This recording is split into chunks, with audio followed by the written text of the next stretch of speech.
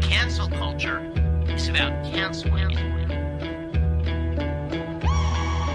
Up yours. Woke moralists. Up yours. Systematic bullying that's happening. And they believe that Cocaína.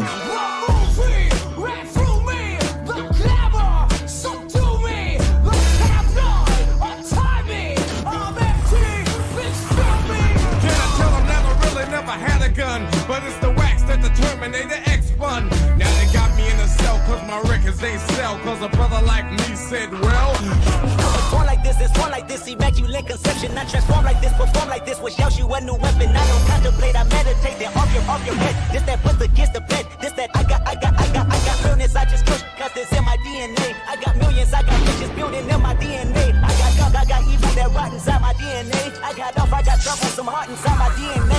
They seem animalistic is what I mean. No, they're worse than animals. The woke mob, they ruin everything. They stopped Ben Shapiro from going to events and speaking. They stopped Ann Coulter from doing it. I will never surrender even a single inch of ground to a pitchfork mob. You never cave to the mob. We will never bow to the mob. Ever. No matter what. Do you see the final expression of cancel culture in terrorist groups like We'll see. Cancel. They want you to comply. Hello. Hey. The gruesome twosome. It's just us tonight, I think. That's cute. I like our shows. We do good show. We do really good shows. I think that it might actually be one of the best shows ever, some people are saying. That's what the word is on the street, next to some more news, you know? It's, right. Also. Yeah, like that shirt. That's awesome. Yeah, they're sponsoring tonight's show, actually. No, I'm just kidding. I got it a while ago. I see some of the money.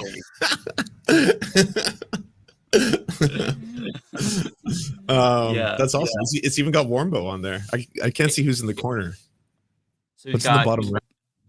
Cody, Katie, Warmbo, and like a little, I don't know what this is, honestly. It's like a little puppet thing.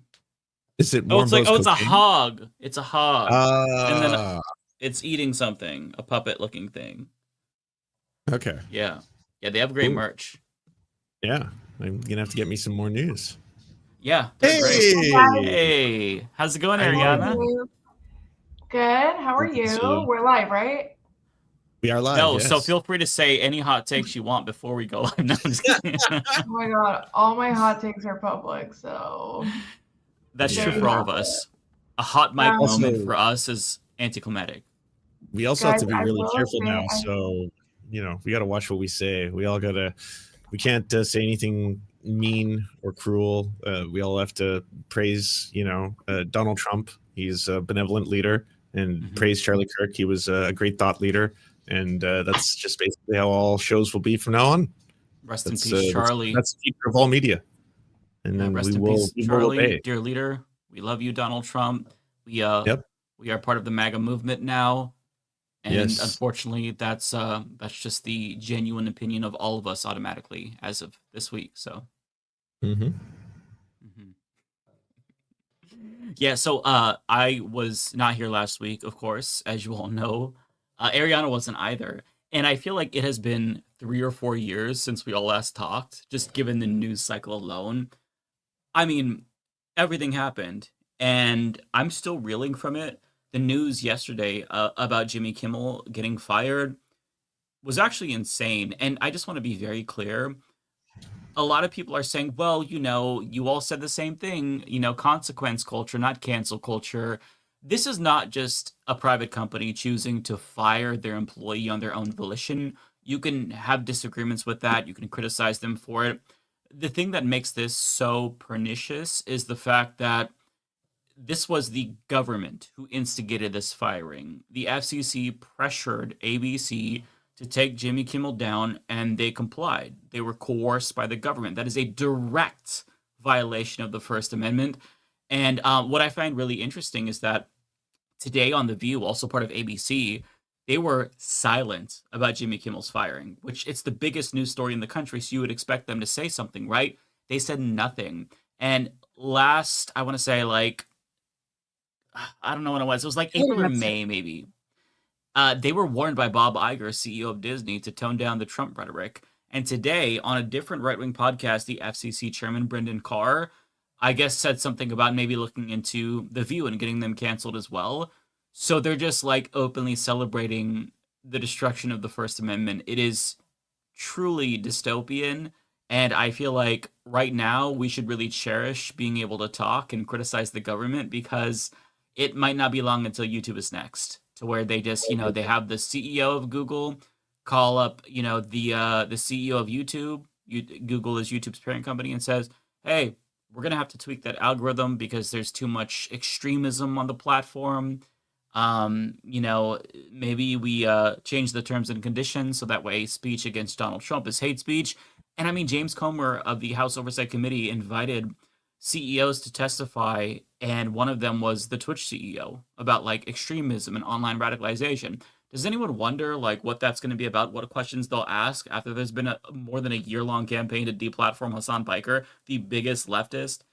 I mean, all of this is just so ominous, and all we can do is speculate about what the future is going to look like. But, if they were able to, if Trump specifically was able to conquer media and strip away the freeness and independence of press within 9 months, social media is next. There's already an Israeli company called Cyberwell that's doing the moderation for TikTok as well as X and Meta, I believe. And on TikTok, there's been mass censorship regarding Palestine. You can't criticize the IDF. You can't show footage from Gaza. So we're witnessing like one of the most dystopian crackdowns, perhaps the biggest attack on the First Amendment that we've ever had in this country. And I don't know how to even process that information. It's McCarthyism, right? It's like, very much McCarthyism. I was going to say it's the same stuff happening all over again, but that was the exact same thing back in the day, right? They were controlling the Hollywood, they were controlling the media. They were basically, right now, instead of being a communist, it's going to be like, are you Antifa? Because that's basically what Donald Trump is determining is going to be the catch-all. It's instead of like, it's the same thing with like the war on terror, right? It used to be like, how do we justify just intervening and doing U.S. imperialism and just mass murdering a whole bunch of people in different countries? Well, we'll determine that instead of being a freedom fighter, you're a terrorist. So even if you were a freedom fighter before, like Saddam Hussein, freedom fighder, Donald Rumsfeld, shake his hand until he's not, and then he's a terrorist, and then we can invade him, right? The same thing with Osama bin Laden and all those people. But I do want to quickly, just because it is one piece like that potential meeting that has all the so-called gamer companies testifying before Congress, Twitch, Discord, Reddit, etc. You're 100% right. They are going to be coming after Hassan.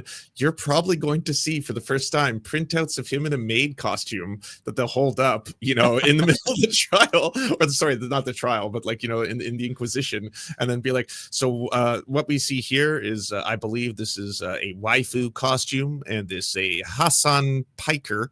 He is a femboy, and we can tell that he is trying to tempt in order to convert otherwise heterosexual males, proper Christians, into the male flesh, as we can see here. And it's for that reason that left-wing extremism is so very dangerous. This is only half a bit. I bet it'll be something to that effect, right? That or the armpit photo, or him in a bathtub or something. There's gonna be some picture of Hassan held up at some point. It's gonna be unbelievable.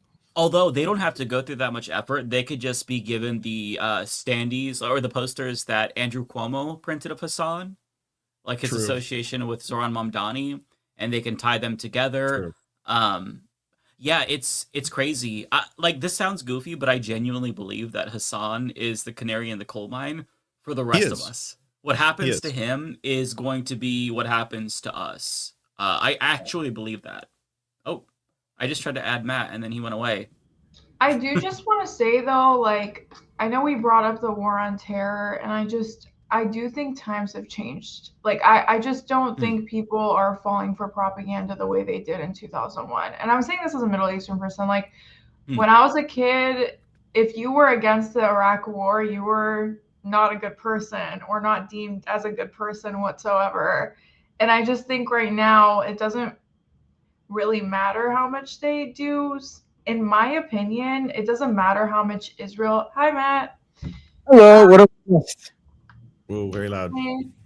In my opinion, like, it just doesn't matter how much, they try to censor Israel content or content coming out of Israel, because the damage has already been done. You just cannot sway people's opinions at this point. We've seen what you guys have done. We've seen what you're capable of. We've seen how much disregard you have for just general human life and, the sovereignty of Palestinian people. I do think I do agree with you. I do think Hassan is going to get attacked, but I do think there's also a national awakening that we've never seen before, ever. And I do, that's a little bit of the part of why I'm not as scared.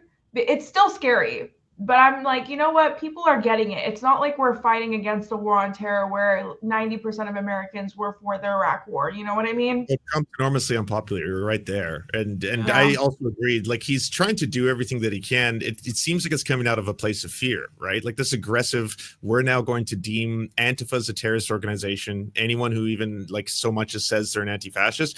I think you're right in that, like, what just happened with Jimmy Kimmel and before Jimmy Kimmel with Stephen Colbert, like, a lot of the left have been concerned about people cracking down on freedom of speech when it concerns pro-Palestinian demonstrators, which was also happening under Biden, by the way, as well as, people who are speaking out against war crimes, against just imperialism. There has been a long history where there hasn't been freedom of speech for a lot of different groups. If you're an indigenous activist, if you're a black activist, right? Like, they've been cracking down on those kind of people for years. And now all of a sudden, though, the difference here is that it's happened to a prominent milquetoast centrist piece of shit lib, which I'm only saying that because I don't like Jimmy Kimmel. I think he's a fucking wanker, and guy did blackface. It's not funny, misogynist piece of shit man show, whatever. But I still principally disagree and think it's a horrifying precedent to suddenly think that the state can involve themselves to pressure giant corporations to bend to their knee, and that this is exactly what's happening, or the consolidation between, say, like CBS, Paramount, and them saying like outwardly that they are now going to be pushing way more of a pro-US Israel relationship agenda, that kind of stuff. That stuff is horrifying, don't get me wrong, but I agree completely with Ariana. I think, like, you just awakened the wine mums, like you are radicalizing a lot of libs. What is it? George Takei quote tweeted me the other day, right? Like, that guy was a resistance blue lib. I'd never in a million years thought George Takei, which, by the way, legend, by the way, thank you so much for opening the doors for so many fucking, gay individuals in the movie and television scene. But either way, I never thought a resistance lib like that would be quote tweeting the serfs, the fucking, the radical socialist serfs, shit like that. So I think Ariane is right. You're going to see way more libs now be like, oh, so this is where neoliberalism leads to fascism, and it sucks, and I don't want that. I don't want to live in that world. I just also think, like, okay, when you tell a little child not to do something and then they get enticed more to do that thing, I think him calling Antifa a terrorist organ, I just think he's taking all of the wrong steps. He put Kosh Patel in front of Congress, and Kosh was like, there's no Epstein files. Bullshit. We all know there are Epstein files. You're sitting here calling Antifa a terrorist organization. You're basically trying to deport any immigrant that's or person on student visas that's talking about Palestine. He is taking all of the wrong moves. I mean, at least I would say in 2001, we kind of had the war on terror propaganda locked down. Like, there was no leeway on that. If you were anti-Iraq war, you were a weirdo, you were not a patriot, you were not welcome in this country. Now, I just think he's literally taking every single step to make people genuinely not want to follow or listen or believe him, because he literally has people within his own party saying, hey, the Epstein files definitely exist. Israel is definitely committing a genocide. I mean, I don't like Candace Owens. Fuck that bitch. Excuse my language. But she even came out and she was like, Israel is blah, blah, blah, blah, blah. And me growing up, I used to watch her say some heavily Islamophobic things that were, I genuinely believe, caused the hate crimes of a lot of Middle Eastern people across the world, not just in America, because she was so vehemently Islamophobic, and I will never forgive her for that. But I do think there is just a general awakening across different spectrums. And I do think it's important to note that I just don't think we're ever going to go back. Like, I think American people are awakened. Real quick, I think that both Ariana and Matt's mics are not the correct ones. It might be coming out of your laptop instead of your microphone. Check 1, okay, 2. That sounds okay. Okay, I just thank you. So what I will say is that I like the optimistic approach because I was feeling very doomer yesterday. One counter to your position, Ariana, and I hope that you have a response because I'm genuinely looking for any kernel of like optimism right now, is I think that Trump is cognizant of the unpopularity of everything that he's doing, and the way that he's handling the Epstein files and cutting the Medicaid of 17 million people. But I worry that he is ahead of that, right? Like he is currently trying to get states to redraw maps. Currently, more red states are doing that. He is consolidating control of media to the extent that like propaganda can work.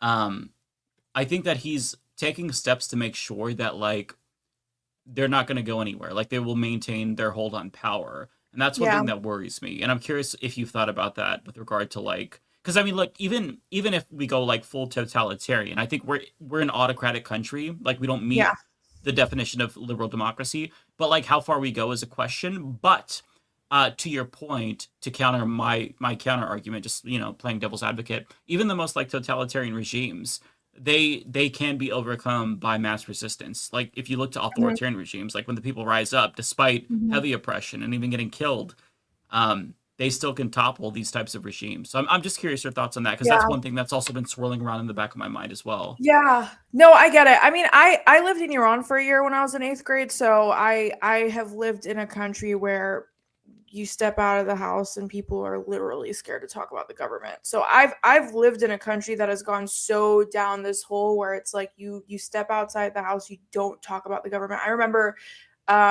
one of my family members was making fun of the supreme leader at the time, and we walked out and I was like, ha, mom, that's the donkey that uncle was talking about. I was like, I don't know, 6 or 7, and my mom grabbed me and she just started running.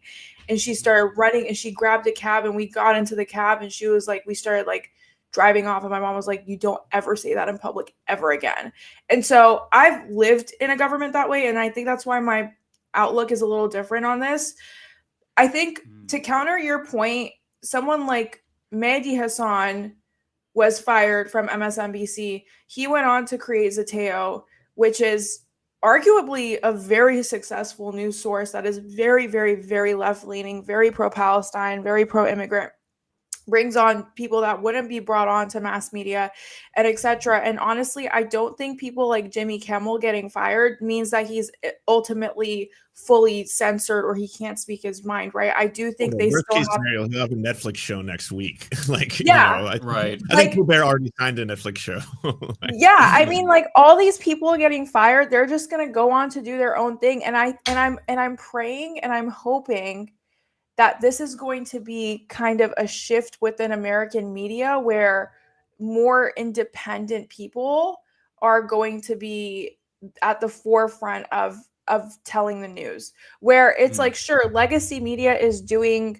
the main reporting, but then it's people like myself or people like or publications like Zateo kind of talking about it, but more from a lens of a leftist perspective. But then the same thing, you can make the same argument about the right, because the same thing could happen to the right? We could have more people like Charlie Kirk come out and become commentators and stuff like that.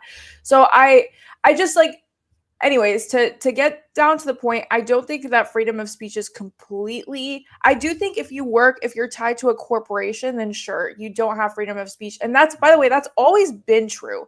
And I learned this when I worked at NBC. Once your ratings start tanking, you're out. Like they will switch you so fast. They will switch you so fast with the person that they think will give them the ratings, right? Which is why there were shows like The Biggest Loser, or there was this other guy that was like Jerry Springer. Yes, Jerry Springer. That's why shows like Jerry Springer and The Biggest Loser became so popular, because it was all about ratings. Every single season it was crazier and crazier and crazier, because the ratings are the most important thing. Oh, yeah, And they're all so I just think if you're tied to a corporation, you've always never really had freedom of speech, period. That's all. I mean, we saw what happened to Mark Lamont Hill. He got fired from CNN. You know what I mean?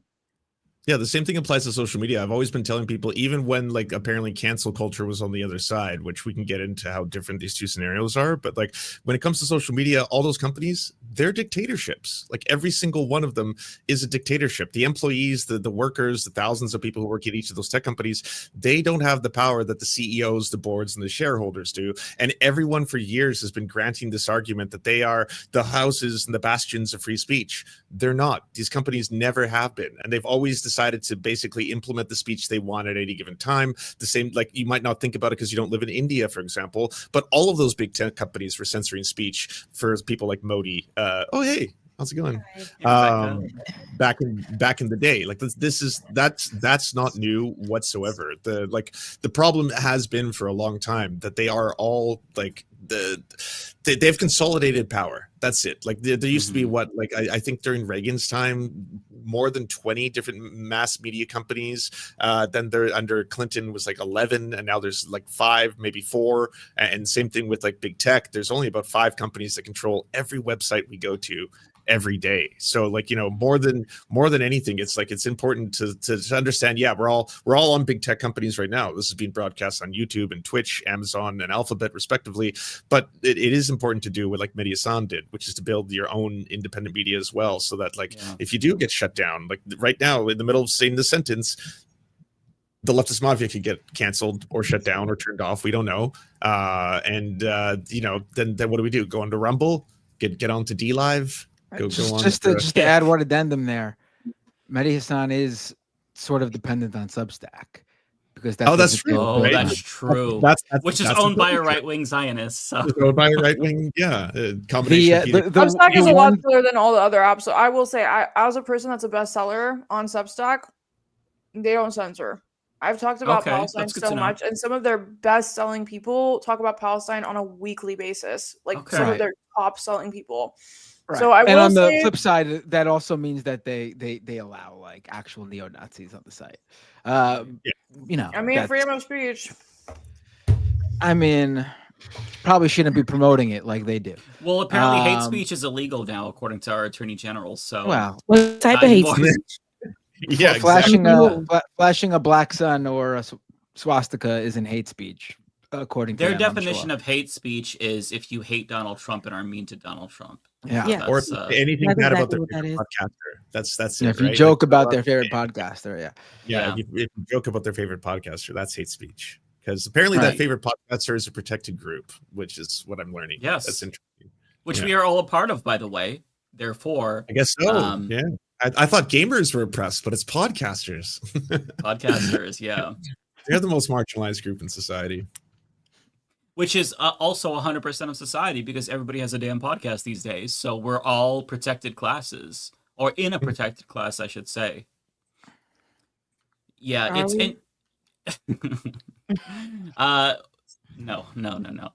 I was gonna say that like one other element about this that's really worrying is, aside from like the coercion of the state and the media consolidation with like one guy owning everything, gobbling up CNN potentially, HBO potentially, CBS, Paramount, Larry Ellison, potentially TikTok too, is like the chilling effect that this has on free speech. That is what is so frustrating to me, is because you really see the way that it works too, right? Last week, Matthew Dowd, his comments about Charlie Kirk, which were completely anodyne. He said something about like the effect of hate speech.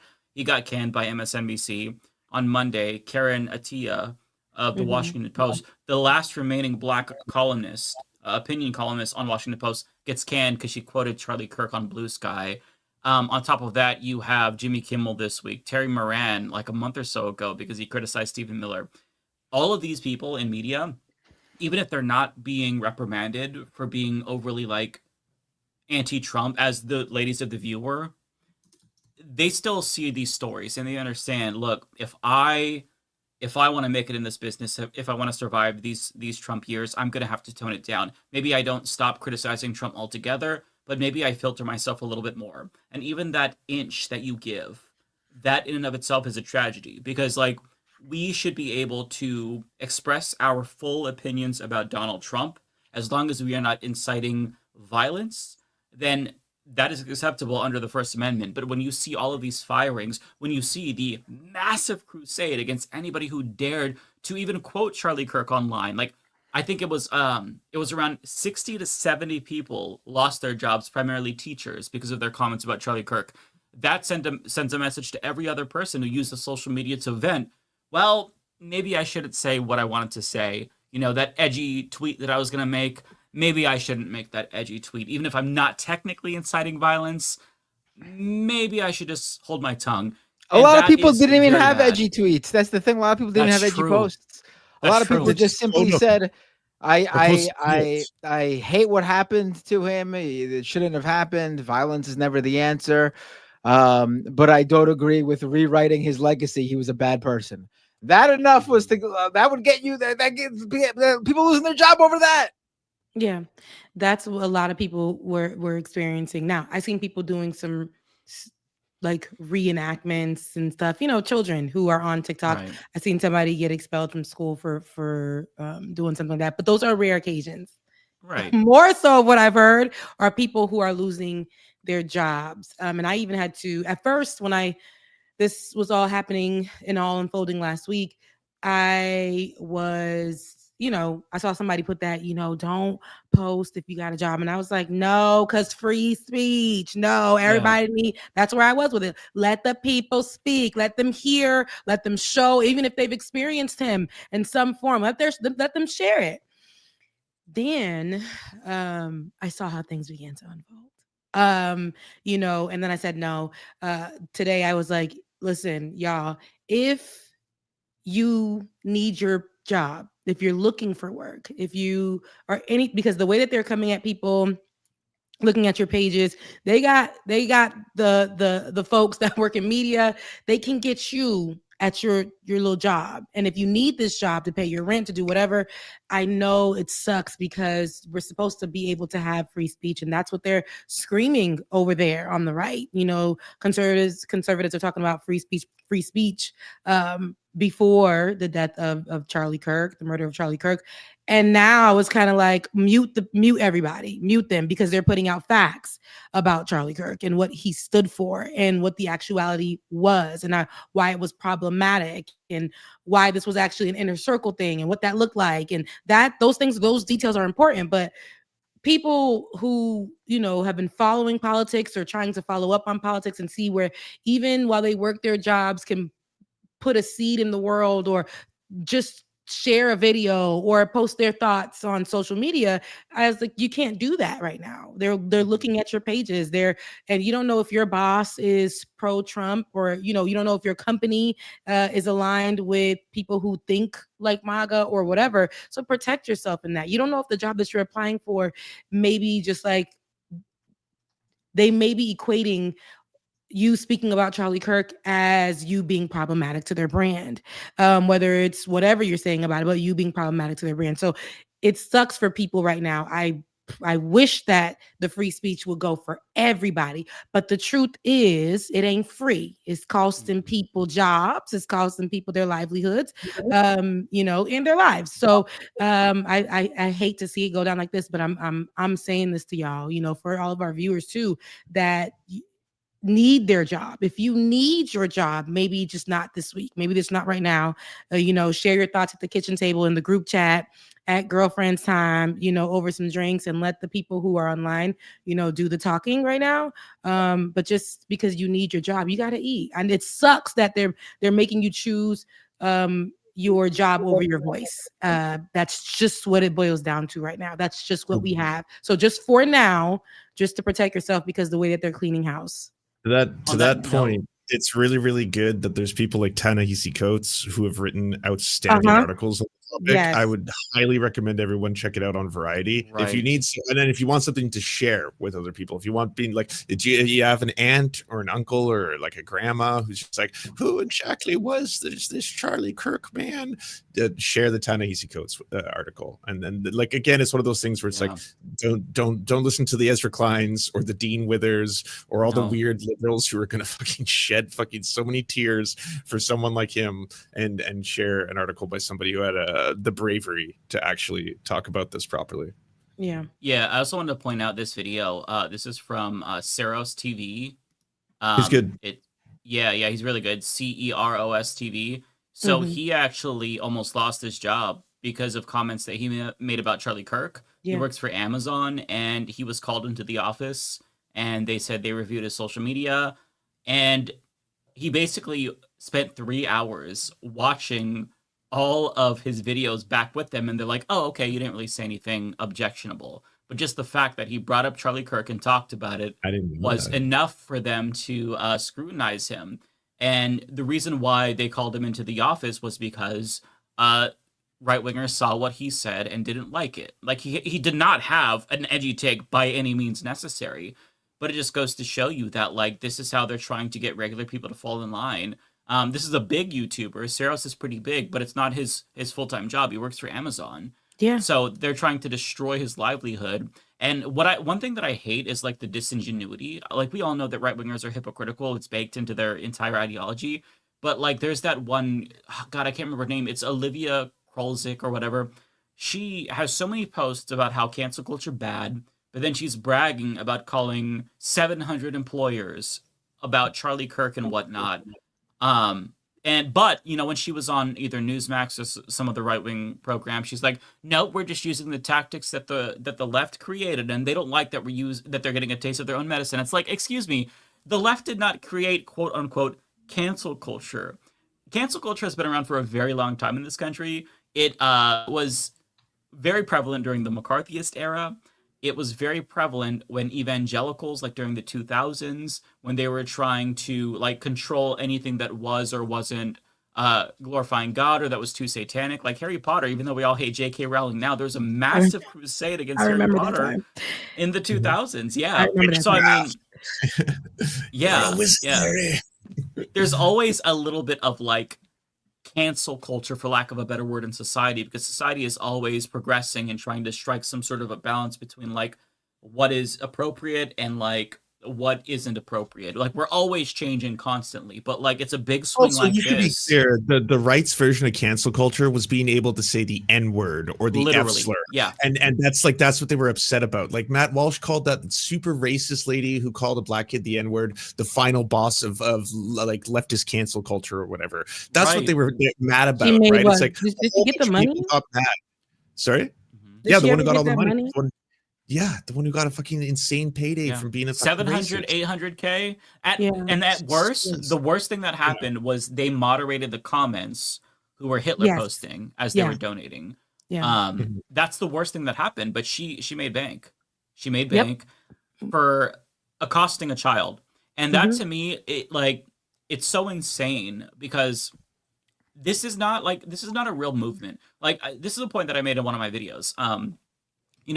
If the right-wingers currently, if you listen to what they're saying, and like, they could pick out these examples of people joking about Charlie Kirk, and they use that to say, well, the left wants you dead. And they're currently using all this energy to call people's jobs, get them fired. But it's like, you know what? If my side were in power, not that the left will ever have power, but if like a Democratic president were in power, I would not be trying to get right-wingers killed. I'd be trying to get right-wingers healthcare. I'd be trying to get right-wingers education, because that's what I want to spend my time doing, making the world a better place. But now that conservatives got everything that they want, like they got the fascist president that they want in Donald Trump, cancel culture, at least for them, has been canceled. So now what do? Oh, we just try to make the leftists acquiesce. I guess like the biggest obstacle to our utopia is the left, and we can't really tolerate them anymore. They're too woke. They want us dead. So eradicating them, just making their lives miserable, is what we're going to do. And it's just unserious. It's not an actual ideology. Like, I remember Like, even just a couple of years ago during the 2020 primaries, we were debating actual policies for once, like actual policies, like the in the weeds of Medicare for all, what provisions should be in, what provisions should be out. And now look at the discourse now that the right has power. It's just like, oh, well, this person who was a white supremacist, basically the modern day equivalent of Hitler Youth, he ran that shit, but you can't say anything bad about him. Otherwise, you are celebrating his death. You can't even quote him. Otherwise, we're going to fire you. It's just clown shit. Like, the right is not a serious political movement in this country. And everything that they say is premised on lies. Everything that they built is premised on hypocrisy. It's just so frustrating because now we have half the country that is basically arriving to this conclusion that we can't have a country with these people. We don't want to live with leftists. They're all crazy. Laura Loomer tweeted, I want Trump to be the dictator that they say he is. Just crack down on him. Matt Walsh tweeted about how all these, LGBT terrorists need to be put to death. It's like, so how are we supposed to go forward as a country? Like, I don't understand. All the Democrats, by the way, condemned Charlie Kirk's murder immediately. But when you look at Melissa Hortman's assassination, Charlie Kirk didn't even call Tim Walz, didn't lower flags to half staff. You mean Trump? Trump, yes, I'm sorry. Trump didn't call Tim Walz. Also, Charlie Kirk probably didn't call Tim Walz either, but that's not expected of him. Right. So yeah, it's just, there's this double standard, and they know that there's a double standard. They know that they're hypocritical, and they're like throwing that in our faces to gaslight us and make us feel like we're crazy, to demoralize us, because that's the last thing. Like, if you've won at politics and you got the society and the president that you wanted, what's left to do besides just like be a dick and antagonize the opposition? And that's the hypocrisy. Though. Just like only a third of the country voted for Trump, and I think the vast majority, if you look at the polling, he's enormously unpopular, and a lot of people are not groypers or alt-righters or these disgusting, like the freaks are in control, don't get me wrong, but I think they took control through a variety of fucking cheating, to be completely honest, gerrymandering, stacking the Supreme Court, stacking the federal courts, playing the long game, heavily funding think tanks that fund vast media empires, shit like that. But it's not the vast majority of people. Like, even Republicans in red states are not overwhelmingly like this fucking obsessed or disgusting or weird. Like, they're a unique brand of far right ghouls. Sorry, they're goons. They're like, and even when the story broke out, the alleged reasons, and people, now we're finding out about groypers and all the things, but it just lets you know that this is like, even in their inner workings, in their inner circles, they have their own gangs, people against each other and all of this stuff. But there's, even with that news coming out and the shooter being more aligned with their values, they still were like, they didn't even backtrack the words that they were saying on the day that Charlie Kirk was murdered, where it was like, Democrats, the blood's on your hands. This is your fault. This is Democrats. And then here's my thing. I know you were talking about churches and pastors and the evangelicals. Everybody thought that this was a good time. And I can't say everybody, because there are some pastors that was like, yeah, not at my church. But it were so many people, because Charlie Kirk stood under the guise of Jesus. Like, it's Jesus today, it's Jesus tomorrow, it's Jesus every day. But I don't know how that was, because if you looked at his work, I'm like, I never knew that. I've been covering this guy since he was in his 20s, and I ain't never seen nothing Jesus. I saw more hate. And so I just covering him, I never seen any conversations or anything that went viral about the Lord. I never seen any like given to the children. It was more indoctrination of these young babies, these young white males, of hate towards people of color and marginalized communities. That's what I saw the most. That wasn't Christ-like. But what I did see online, and even in the Black church, which bothered me the most, because they thought, see, what bothers me is when there is sin that is, the two, I guess, biggest ones is like murder and being gay, right? And that they can hate you forever. They can write that off as the worst sin. But Charlie Kirk, walked around here and said the worst things. People should die so that, you know, we should even have more examples of why our gun rights should be protected. You know, he said this with his mouth. He called Black people stupid. He said that MLK was a myth, you know, made up person, and said that, you know, the what was it? Civil rights was a mistake or something like that, or whatever. He said a lot of things against folks. Slavery. Yep. And we can go on. I saw a video of him yelling at an Asian man, calling him a chink. You know, all disrespect, and people were like, "This is." Hold on, I'm sure he said a lot of horrible. He did say a lot of horrible things, but that clip of him using a racial was slur. That the one where he's talking to Hassan, or he's yelling at him? He's screaming at Cenk. He's screaming at Cenk. You know what? And people who don't know who Cenk is thought he was saying. I'm like, is that him? Yes. I can't see. Oh, I didn't know this. But he ain't. It's amazing to mess up Matt, on that. Not you, but the clip that thing. messes it up. It's amazing that there's so much stuff of him being racist. It's so bad. And they use the one clip where he's not and make a mistake. I didn't know this. Video too. I ain't even gonna hold you. And I said, "Is he saying Cenk? Is he in the audience?" And I kept saying, "Is that him?" I don't know. But he's saying Cenk every single day. Still, you know, even with that one video, which still I'm like questionable, but I did hear him saying that man's name first. But all of these things that people were posting, which were factual, they're just videos. But these pastors were trying to make it seem like this man was Christ-like, that he, not that they try to make it seem like that. They were posting these huge churches, these mega churches, not only white ones, but Black ones. And they were saying that Black people, Black churches, that bothered me the most, because y'all should understand this, that this person didn't give a damn about you, wanted you dead, didn't care if you got any Medicaid. They said that you were trying to wipe out the white race.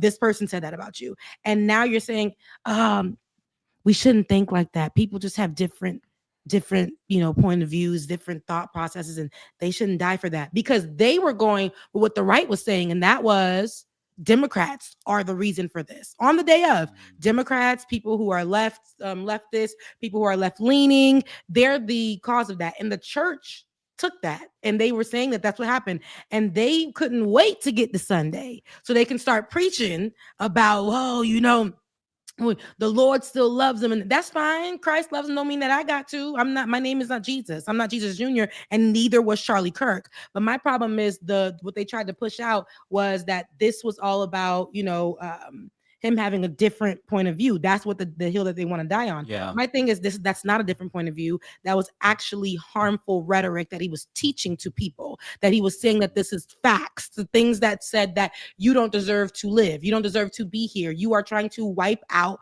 the white, you know, generation. You're trying to kill them all, take the jobs. You're all stupid. You know, poor people suck. All of the above. Marginalized communities suck. LGBTQIA is the problem for every single thing, particularly trans folks. Everything is a sin except for hating all of the marginalized people and disrespecting them. That's okay. And I'm like, no, that's harmful. The God that I serve, the Jesus that I know, would never. So I could never, they really wanted to make this person a Christian martyr. Like this, what he did was he died for the cross.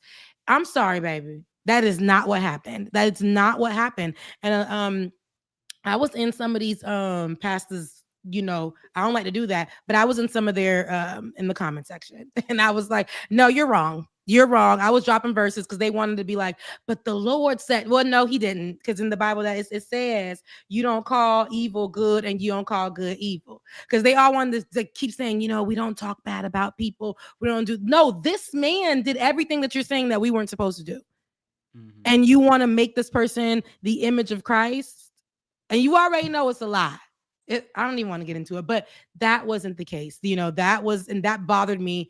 And all those people, when the information began to come out that it wasn't somebody that was on the left, and they were quiet, just like the right was. The churches began to just change their sermons for Sunday, and it no longer had anything to do with Charlie Kirk. Now, there were a few pastors that couldn't wait to get to the pulpit to be like, you know, he wasn't who y'all said he was. And those pastors, people started to walk out of their churches mid-service. But it's just they took a chance. Yeah, no, to what you're saying, it's so frustrating because on one hand, I get the desire for people to frame the dead in the best light because they want that same thing to happen to them when they're gone, right? They want to be remembered as this like wonderful, good person. But the reality is that every single person is shitty in some ways and great in some ways. Your favorite And person. the way that you will be remembered is what you mostly contributed to this planet. And so like to me, I find it really like disgusting that people are trying to whitewash his legacy and pretend as if, oh, he was just about open debate. But like to me, what he was debating was not within the realm of what is and isn't debatable. Like he was debating my life. Like he said that stoning gays was God's perfect law. He said that trans people need to be dealt with like the way they were dealt with in the 50s and 60s. He said they were a throbbing middle finger to God. That was an exact quote. Trans people are a throbbing middle finger to God. Yeah, so I'm sorry, but like you can't expect people who are harmed by this rhetoric that he espoused to just all of a sudden say, well, okay, yeah, he was a great person now that he's dead. No, you are going to be remembered for what you put out into the world, and what he put in the world was vile white supremacy and racism. That doesn't mean that I condone somebody murdering him in cold blood, because I don't think vigilante violence is going to accomplish anything. And as we see now, obviously, these types of things don't benefit the left, obviously, regardless of who's responsible for it. So, like, that doesn't mean I condone his murder, but I don't have to, like, I'm not going to celebrate his death, but I'm not going to celebrate his legacy.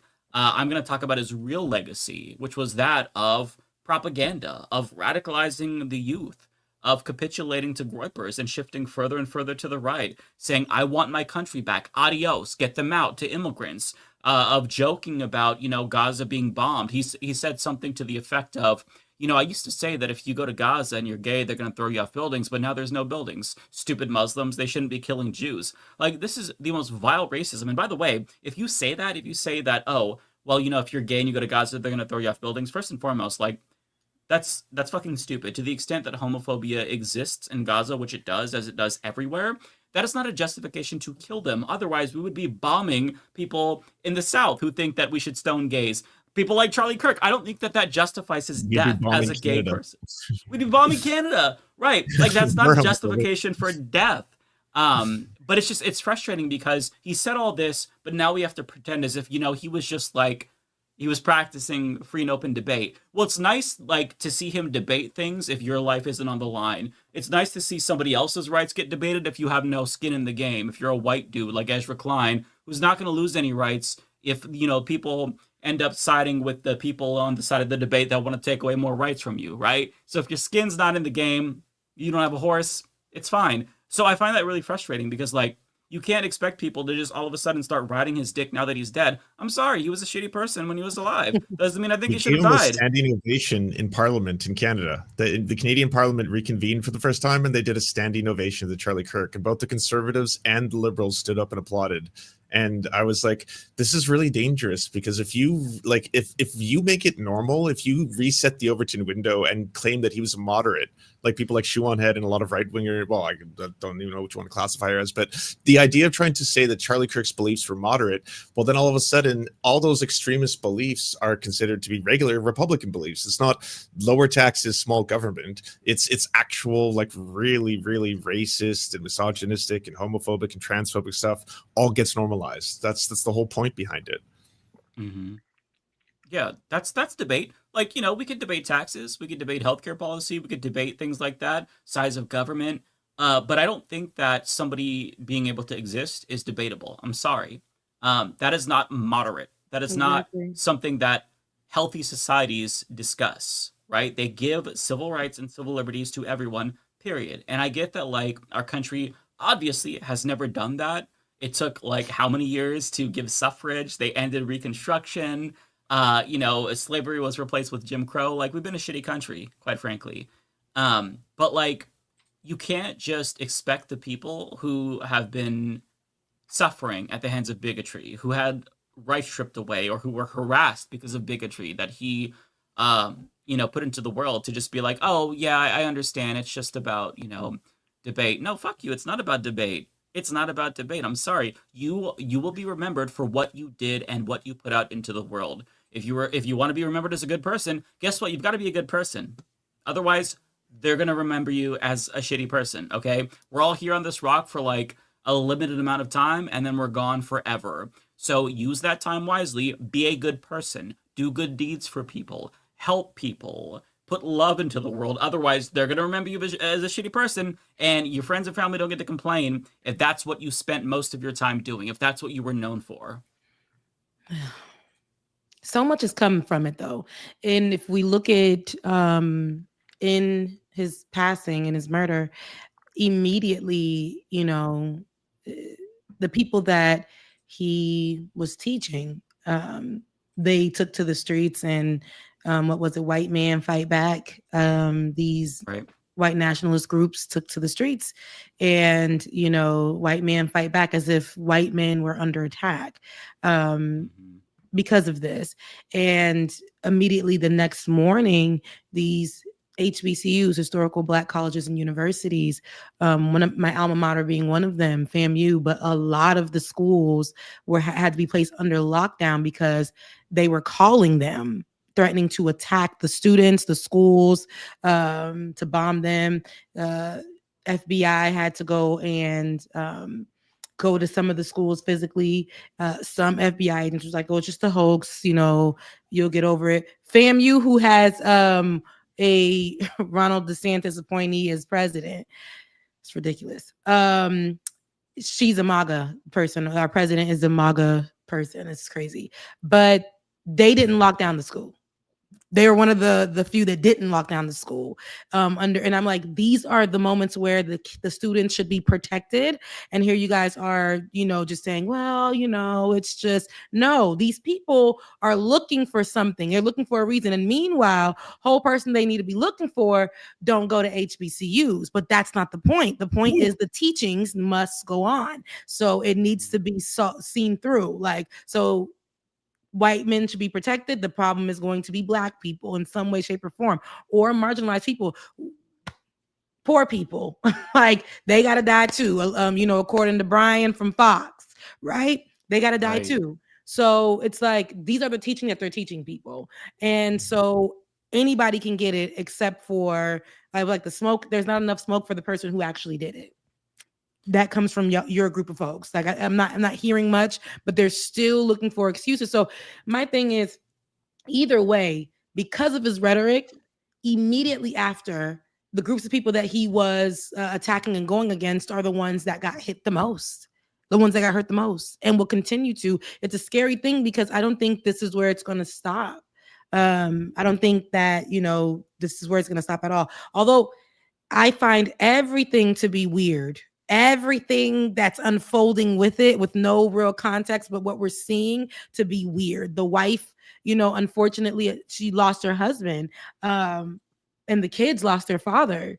But immediately to have cell phone footage, over the casket, less than 24 hours later, and to say that you're still going to go on with this same tour, and then the vice president of the United States is now the host of Oh Boy show.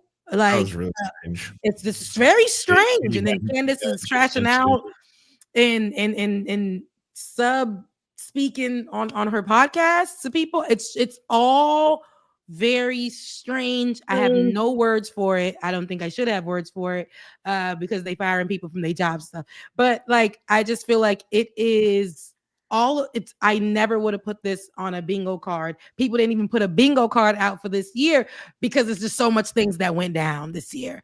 And this specifically from last week to today has been a mess, Again, the vice president of the United States is now taking over, and there's not work to do, but you going on and doing a podcast from the person that died last week. But the state senator that passed away, no, you didn't.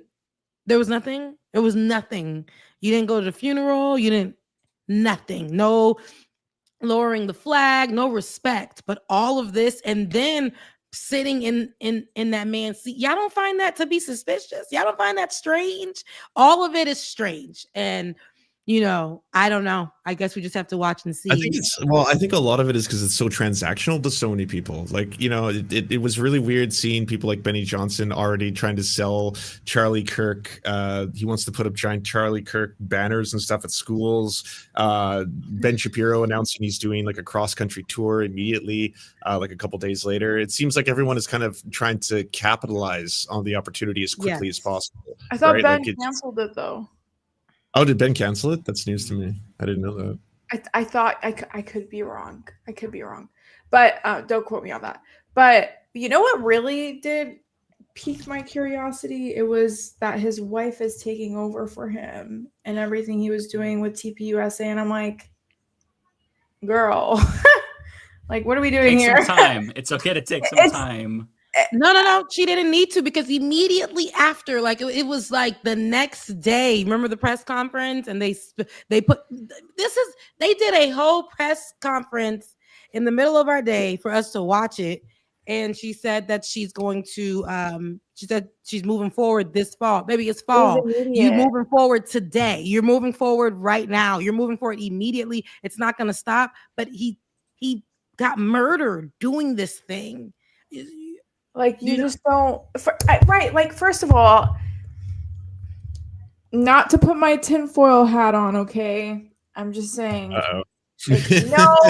No, I will say people have been annoying the fuck out of me because they're like, oh my God, he got shot because he started getting enlightened over Israel. I'm like, shut the fuck up. Like, that's not a tinfoil hat. That they're wearing the tinfoil hat. That's ridiculous. He was very pro-Zionist. He was very pro-Israel. There's no question. They're trying to rewrite his history. They're trying to rewrite who he was because they see the way the wind is blowing, and they don't want him remembered for being a hardcore evangelical Christian right-wing Zionist. They want him to be all of those other things except the last part, the Zionist part. Yeah. Candace Owens came out with this video on YouTube, and she was basically like explaining how Charlie Kirk was starting to see the light, and how Israel was blackmailing him, and how he was starting to change his mind, and how him getting shot in the neck is symbolic, and how she's going to go after it, and she's going to uncover the truth. And bro, people on the left and the right and the center and their grandmothers and grandfathers are actually falling for this video, and they're like, oh my God, yes. Like, a lot of people are running with it. First of all, this is the woman that was hell bent that Macron's wife is a trans woman, to the point where Macron's wife is suing her. So I don't know why you want her to uncover anything to be like, hey, what are we doing? It is very funny that like Trump and the administration and all the hardcore Trump supporting MAGA influencers are all like, a leftist did this. And the broader like right wing is actually going, no, a leftist did not do this. It was Israel. I'm not gonna lie. I'll take that. Or Israel. It's one of the two. I'll take it. Bro, it's crazy. But anyways, I was going back to life. That taking the heat off of the left because they want to believe it was Israel. It's so it's so crazy. Like, but also just the wife. Okay, so the wife the next day comes out with this press conference. She's like, "I'm taking over." First of all, babe, like listen, my dad just died, so I get it. Grief works weird, but like, I'm gonna tell you. What I'm not doing the next day is going on a press conference saying I'm taking over my dad's work. Like, there's just no way. But also, going beyond that, I think this is just such a great example of white women upholding white supremacy, because she was on a podcast. I don't remember when, but it was kind of like way back. And Charlie Kirk was saying on this podcast, he was saying that he was with his wife. His wife was sitting right there. He said, oh, I'm a centrist compared to my wife. She's way more right-leaning than I am. And honestly, I don't even want to fucking know. Like, I don't want to know. If Charlie Kirk is center comparatively to you, I think the world is better off not knowing. But I just think this whole thing has just been so bizarre. And like you said, Matt, just to bring it back, Republicans are literally trying to say that this was Israel. And listen, I wouldn't put anything past Israel. Y'all know me. Like, y'all know how much I don't like that country and like the politicians and everything in between involving it. But like, let's be so for real. Like, come on. Israel really... And there's so many things you can criticize Israel for properly. The genocide, the war crimes, the horrifying things they're doing.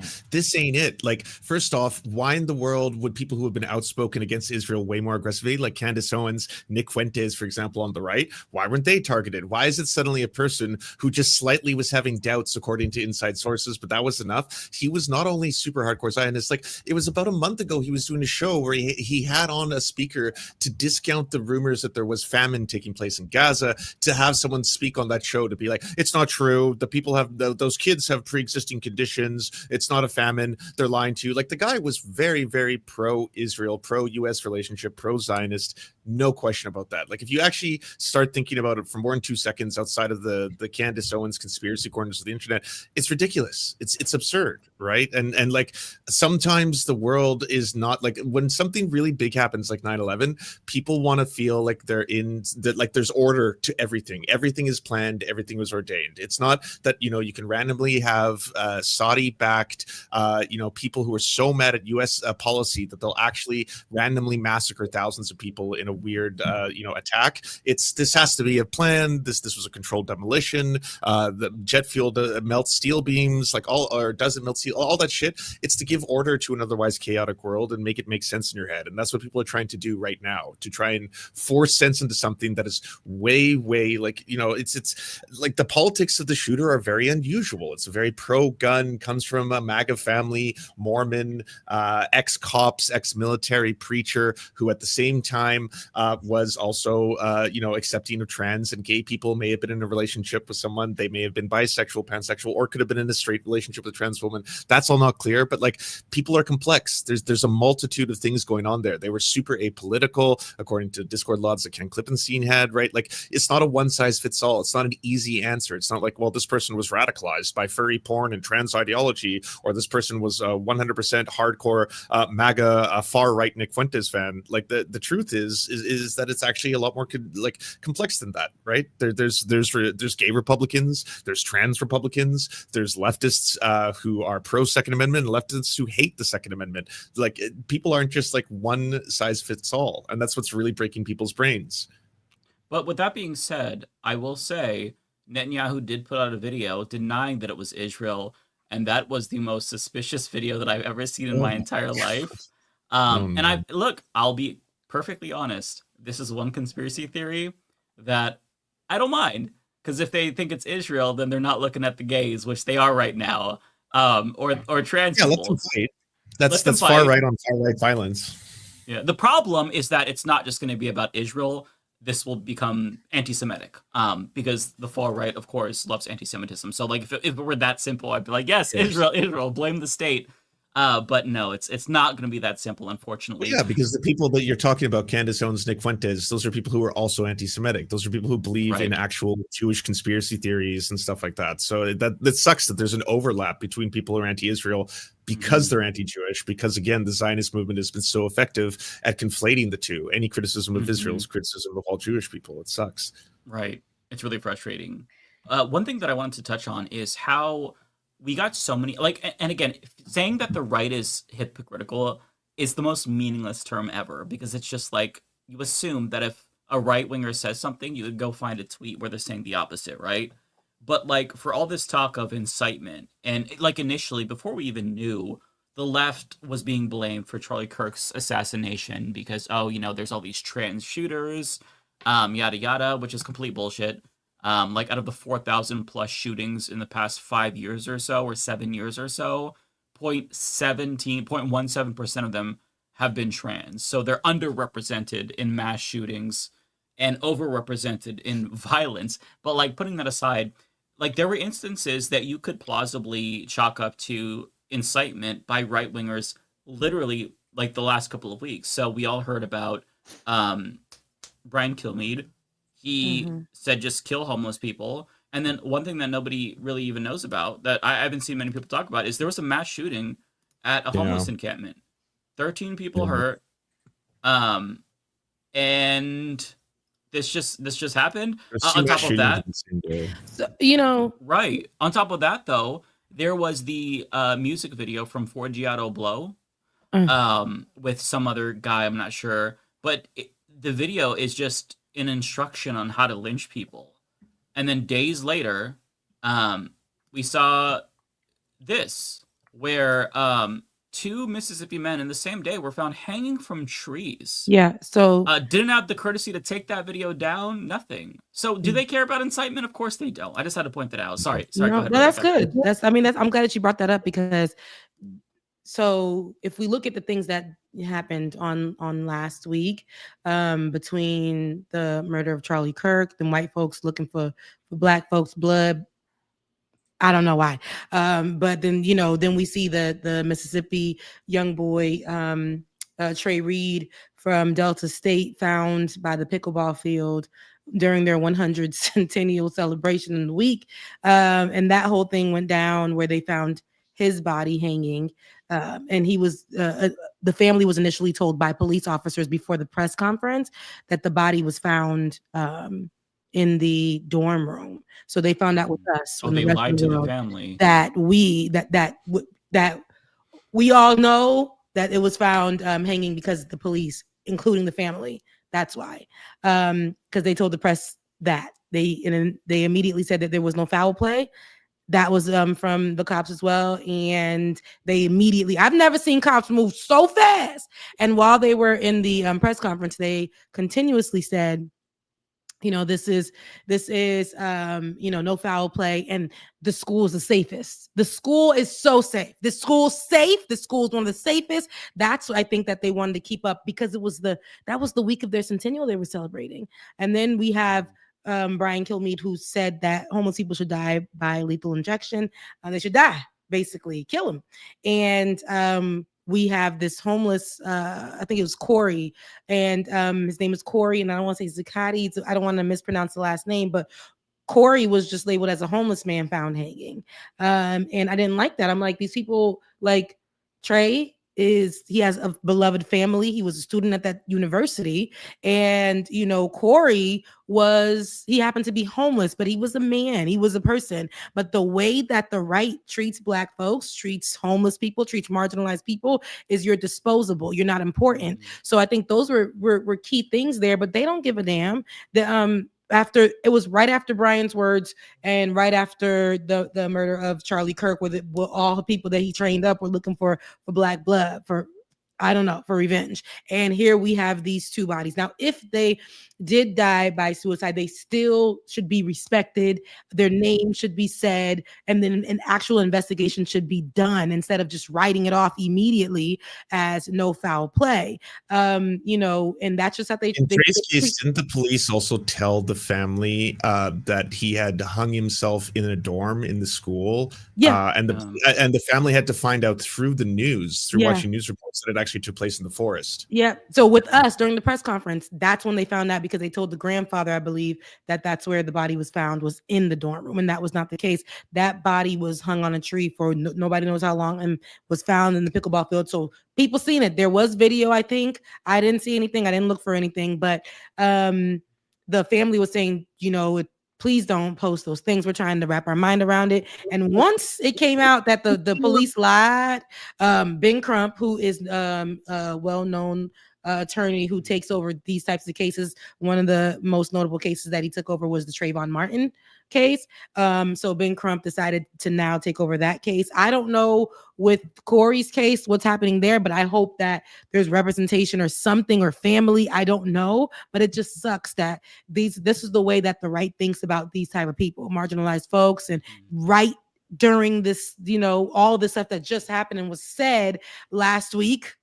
We have 2 examples of that, and it's unfortunate. It's very unfortunate, and I think the families deserve, or the loved ones deserve, not just this flyby, no foul play, and to try to shut it down for the representation of the university, for their rep, for them to have like, oh, this school is so great. I don't like that. There's a child that was hanging from a tree at the school. Mississippi itself is known as one of the states. I've been thinking about doing a video. I already have it written up, but the streets are hot. But Mississippi is one of the states that are in the United States that has the highest lynching rates. Highest in the United States. So this is what they do. This is it. I'm pretty sure they walk around telling people you ain't supposed to be around here, boy. You know, all kinds of stuff. It probably wasn't too long ago that they integrated that university. So like all of those things. And so that it's in their water over there. It's in, it's what they do. So I'm pretty sure cover up, because why was it so immediate that the police officers wanted to go and do an autopsy immediately in 24 hours? They gave us the results of the autopsy because word was getting around that the body had broken bones and things like that. So they were like, no, that wasn't the case. But the officers did say that they do have footage of what happened. But if they do have it, why wasn't that something that they gave in conversation? But you see, there's like, to save face for either the institution or whatever. But in these cases, I don't think that these people should just be no foul play and then call it a day. Even if they happen to unalive themselves, I think that those stories should be told, their names should be said, they should be respected as people. But again, the right doesn't see them as people.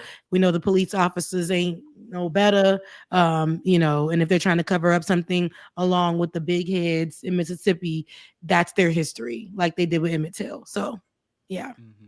Yeah, I'd say even in the best case scenario, the family deserves to have answers, right? Like they deserve to have answers. Why the police would have told you that this took place in the dorm? Why did they have to find out all the details through the news? And that's if if Trey committed suicide and that's all that was, and there's video footage to prove it, then fine, that's what happened, right? But I'm just saying that you shouldn't have treated the family that way at the very least. This is the most horrifying. Lying, yeah. What does kind of blare my red flags is when I worked at NBC, there were a couple of stories where we would get tips that there were dead students or students that had passed away on campus. One of them was actually one of them hanging in a tree. And every single time we wouldn't report on it because we would find out it was a suicide. And there's a huge code of ethics when it comes to suicide. You don't report it, at least in America mass media. If they find a body in a campus, they do not report about it because it's one of those things where it's like ethically, it's just, you want to respect the family, you want to respect the person who committed, you want to respect the privacy and, things like that. So one of the things that really rose my red flags was the fact that the news reported on it. That really rose my red flag because I was like, if they knew this was definitively a suicide, they would not have reported on it. And I'm saying this as someone that worked in newsrooms for a whole year. Yeah. So no. So here, this was considered something that was newsworthy because of what happened, right?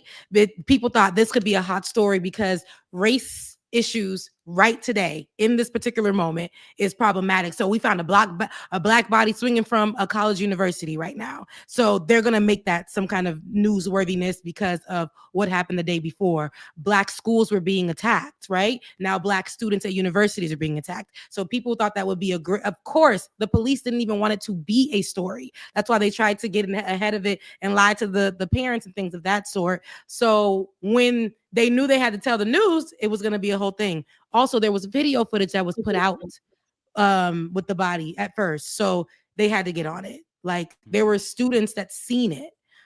So because it is a university.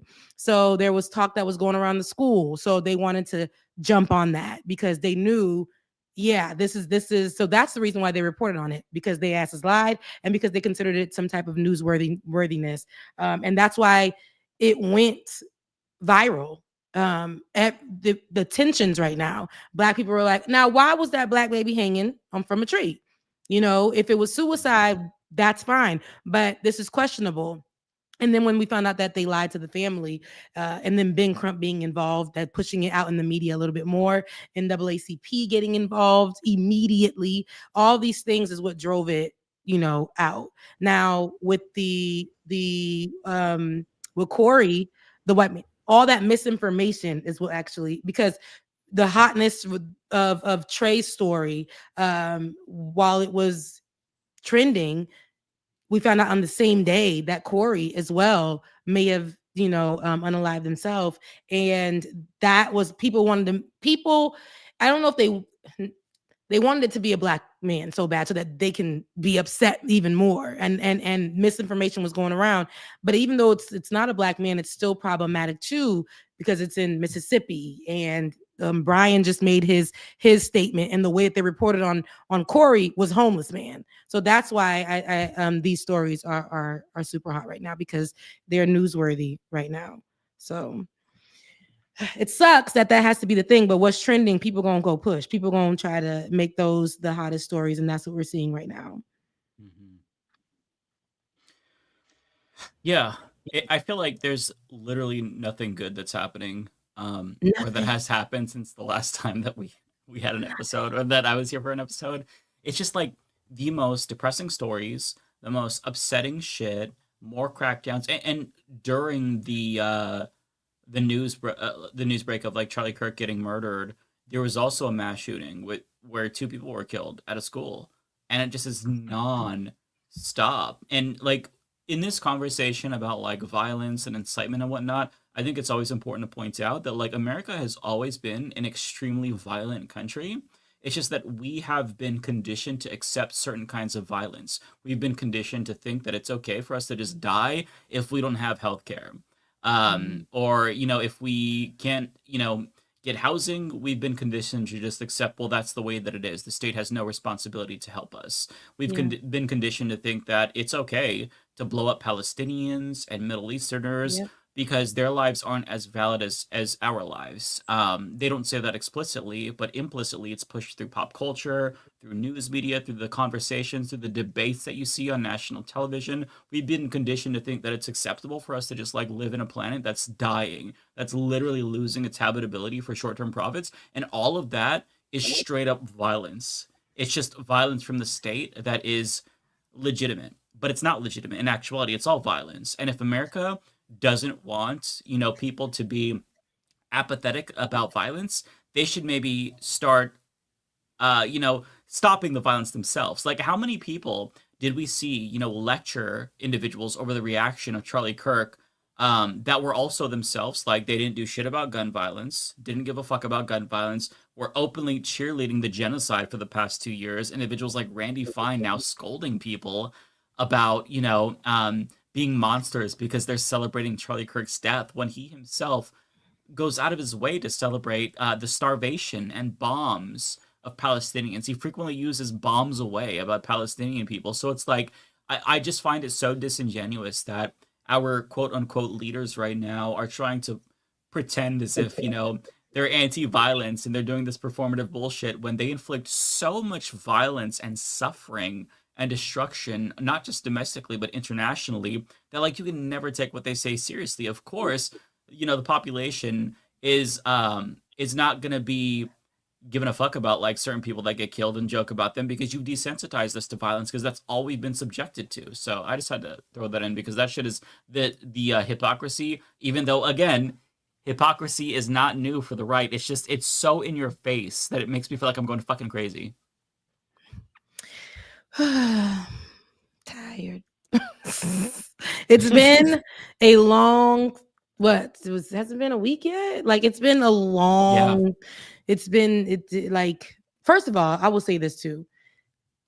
Seeing the video, I wish I never seen that video. To see a body become lifeless, that's not good, because I don't like to see it when police officers do it to people, when we are forced to watch those type of videos. And I don't think that's good for the psyche. I don't think that's good for people to see. And then to see, know his family was sitting right there, that all messed with me. So just to put that out there, first and foremost, we shouldn't be seeing that. The fact that we can see that on social media, they're censoring everything but this type of stuff, like it's tough. And not to say that, because I feel like we need to see the images coming out of Palestine and stuff like that, because what they're trying to do is act like that's not happening over there. But when we're seeing these type of things, I'm like, America ain't got no kind of, like, y'all let this thing I seen it on TikTok. There was no discretion, just out there. on X, just no discretion. It's on Reddit until they locked it in one of his groups, that support groups or whatever. And it was just that was triggering for me. I hated seeing that. But then in the same instance, I've been covering him for years, and I think I was just talking to Ben about him a few days before what happened, and how he he helped fund what happened on January 6th. The domestic terrorist attack over at the Capitol, and what he was about to say before he was, those things that he was putting out there until his last breath. And I'm like, you died, you were murdered by your own, like, your rhetoric, what you were putting out there, the things that you stood for, you died by that. If there was gun rights, if there was the right actually was talking about gun rights and making sure people were safe, maybe he would have lived to see another day, right? To spew out his hate. But here we are, because he even said that more people should die, and he was one of them. That's the saddest part about it. And that still will not change the mind of conservatives when it comes to gun control or gun rights. That they want to put up monuments, they want to have special days and holidays, they want to make Charlie Kirk a martyr, but it's not they don't want to look at any laws to aside from taking away free speech for everybody but them, but it's nothing to protect, right? If we had gun laws, Charlie Kirk would still be here, but that's not what they care about. It's like, don't talk about Charlie Kirk, don't mention anything, don't talk about what he really did. And now we really want to put into law in some kind of way that limits everybody who's marginalized from speaking about what happened, or now from other people, and your job will be gone. We'll make sure that lady who said, I don't, what is she? The attorney general, whatever, I don't remember, but she was talking about she's going to prosecute the was it the FedEx that said they weren't going to print out the it was some, I can't remember the company, but yeah, I saw that. And they said they couldn't print it out because it's political. That's literally the rules of working for this company, and it is political. They probably wouldn't print out Barack Obama. They probably wouldn't do any of those things because it's political. And they were like, we can't do it. And of course, it's too bad the right just made it so that way you can't compel artistic speech. The 303 creative case, they can now discriminate against gay people. If I went into a particular business and said, hey, can I get a gay ass looking wedding cake with like two guys kissing? They could say no. The Supreme Court made that the reality. So they are living by the sword, dying by the sword. Like the rules that they created for all of us are coming to bite them in the ass. Exactly. And that's the thing. But they are, and this is what they've been doing, but it really sucks to see that now we're really rolling back a lot of things. We're talking about like late night show hosts being preempted or losing their jobs indefinitely for speaking up or mentioning or quoting. We're looking at, people who've been in journalism years. Like when I was a young buck, I followed Katia like a very long time, over at the Washington Post, and before where she was before. I'm like, so to see her post what he said, and maybe not verbatim, but what he said, and it's still, when you look at the video, and then what's his name? The vice president, JD Vance, said that's not what was said. And I'm like, if we look back, that's what was said. We can just, every definition of the word that's what was said. We play that little game. They'll say something but say it in a way to give themselves a teeny tiny little bit of plausible deniability, so they could deny that they said that. They said the same thing about him saying that gay people should be stoned. No, he didn't say that. He was responding to Miss Rachel using the Bible, and he brought that up to show that you can't cherry pick. And he called, even though he called it God's perfect law, no, he didn't actually advocate for that. They always do this shit. And they just need to own what the fuck they say. We know what you mean, and context matters. So you can't just pretend as if he didn't say all these things because it makes him look bad.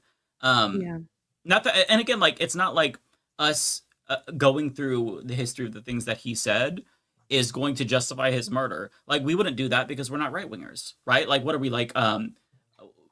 The fucking people who brought up the images of Trayvon Martin smoking to justify his murder, or the stories about like, you know, George Floyd. Oh, he's actually a bad person. Therefore, since I don't feel empathy, I guess that it's okay that he was murdered. No, like we actually on the left, we have empathy. And like to your point, Rebecca, when I saw the video, I also felt empathetic because it's like I'm not like in that moment when I see that video, which I wish I did not see. I'm not thinking, well, this is Charlie Kirk, he's a bad person, therefore this is good. No, I see human suffering and I react in a human way.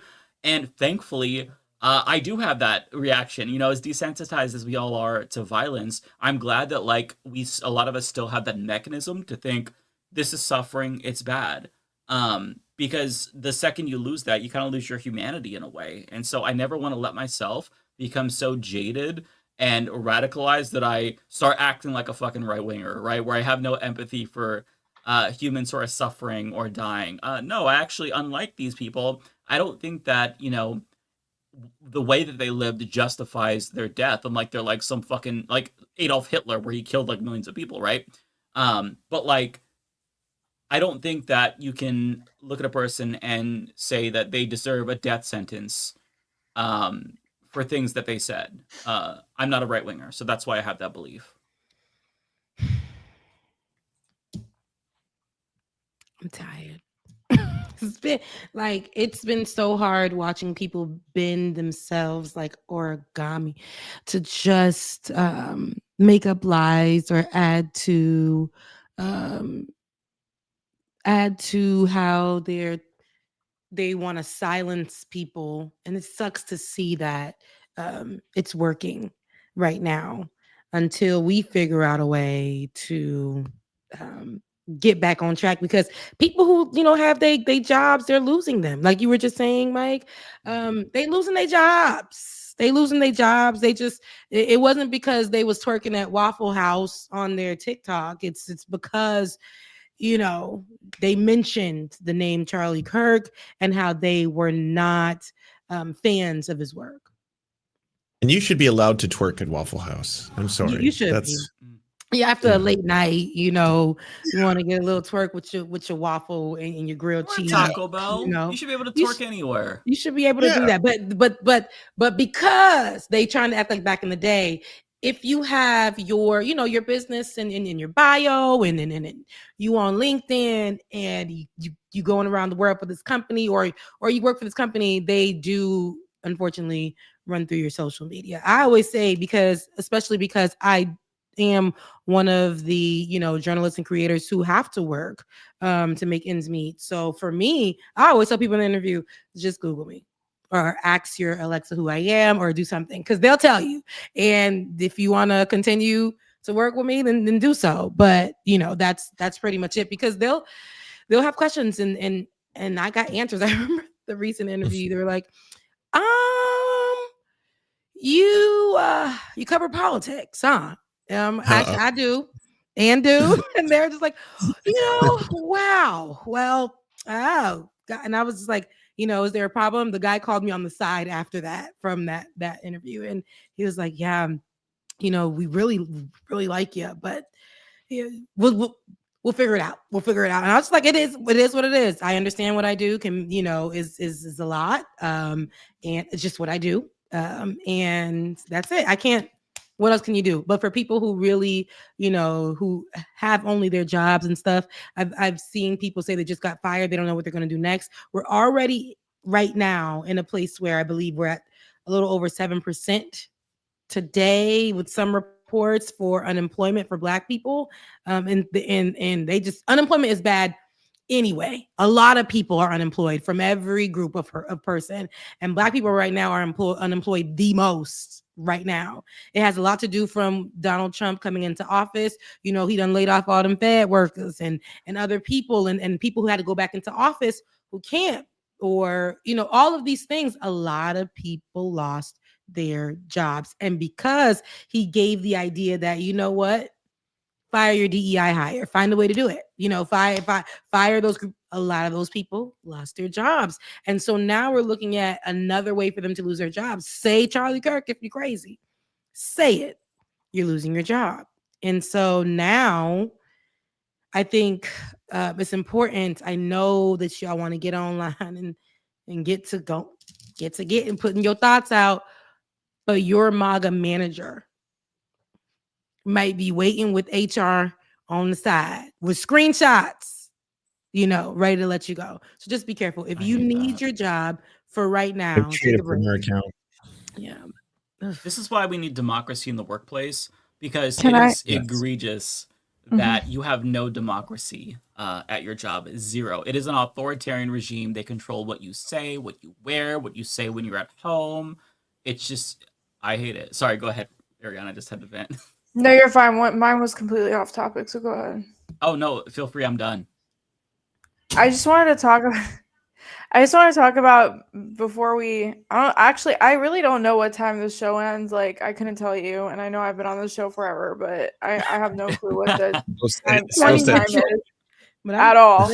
But before we head out, I just wanted to talk about Meta's their live update about their stuff and how big of a flop it was. I don't know if you guys saw that. No. Yeah. I'm sure Tinder has a lot of thoughts. Yeah, I mean, it's they're bad at these events anyway, and when Mark Zuckerberg's doing one, it's especially awkward. But yeah, really it didn't go their way. You go ahead, Ariana. You brought it up, so I don't want to take it from you, obviously. But no, go ahead. Yes, Ariana's right.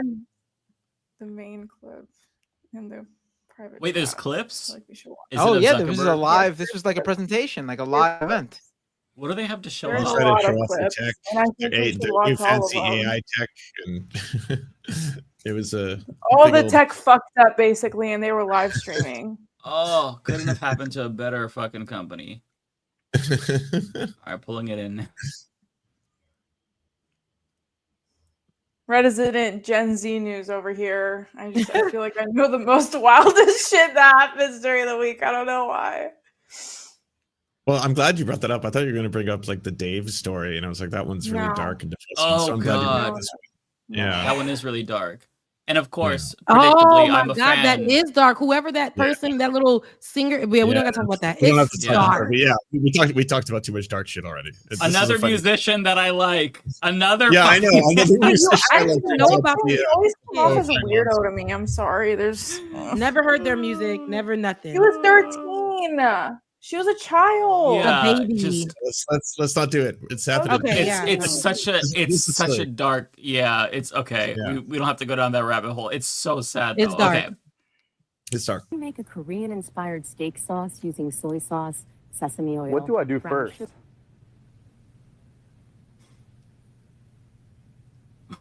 What do I do first? You've already combined the base ingredients. This so is now live. grate a That's carrot to add to the sauce. Why would they do this live? I'm embarrassed. Secondhand. What do I do first? You've already combined the base ingredients, so now grate the pear and gently combine it with the base sauce. All right, I think the Wi-Fi might be messed up. Sorry. Oh, it's the Wi-Fi. That's how that works. You know what? It's all good. He wasn't even sitting in front of the crowd. They could have just taped it. They could have just taped the demo working. It's so ridiculous. Why would you not tape that? That's the funniest part about the whole they thing. edited that? Like, it's so boomer coded. It's so boomer coded. But ain't the millennial? I know. I don't think it's actual. Eat rocks or put glue in it is probably a win, right? It wasn't like you should grab the glue from your cupboard and throw it into the bowl. It was just wildly off. Wait, so they could have edited this? Like, I'm feeling like if he played it was a live stream. They live streamed it. Yeah. You never, ever do live shit with tech. Like, there's been so many catastrophes that they should know this. These are veterans now. Remember when the AI robot was like, "I'll kill y'all"? I'm just kidding, but he was saying something along the lines of that when they were like, "You guys remember when Elon had that little metal ball and he threw it into the Cybertruck after saying that the I see what." The glass is unbreakable. I'm old enough to remember. I'm old enough to remember all these E3s, which were like gaming expos, where they would do these press conferences, and they were always so bad whenever they were trying to show off new tech. I remember there's like this The viral ones, moment. the motion control ones were especially bad. I was gonna mention the Connect when the dude was like, "See, look, and it maps your body movement." Bam, and it, like his leg was like twisted into his arm, like it was all fucked up. It was so hilarious. Like I don't know why they do this to themselves. It's not gonna work. Like what are you doing? They rehearsed it like, you know, that's like the 1 time out of 10 that it fucks up, and it just happened to have been the live one, right? Like I'm sure they did rehearsals where the whole cooking thing was flawless, right? It was like, first add the oil, now add 1 tablespoon of vinegar, and the whole thing was great. Like, okay, we'll do this live, and then it. Just you would assume, but who knows, really? I mean, that they tried it out. I mean, just doing these demos live is always such a crapshoot. It's like a roll of the dice, and they do it every single time. It's unbelievable.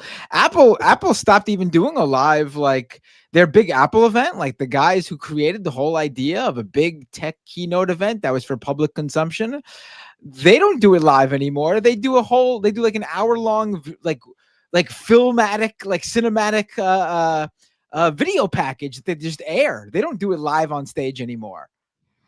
Okay, Binder, I wanted to ask you, I did see a tech demo that's blowing people's minds where they have these things attached to the back of their heads and they are reading their thoughts and putting the text on screen. Is that 100% bullshit? I haven't seen that actually. Even Taylor Lorenz like quote tweeted it and was like, I want to try this. Is this real? What? And then I was like, I have no idea. Seen it.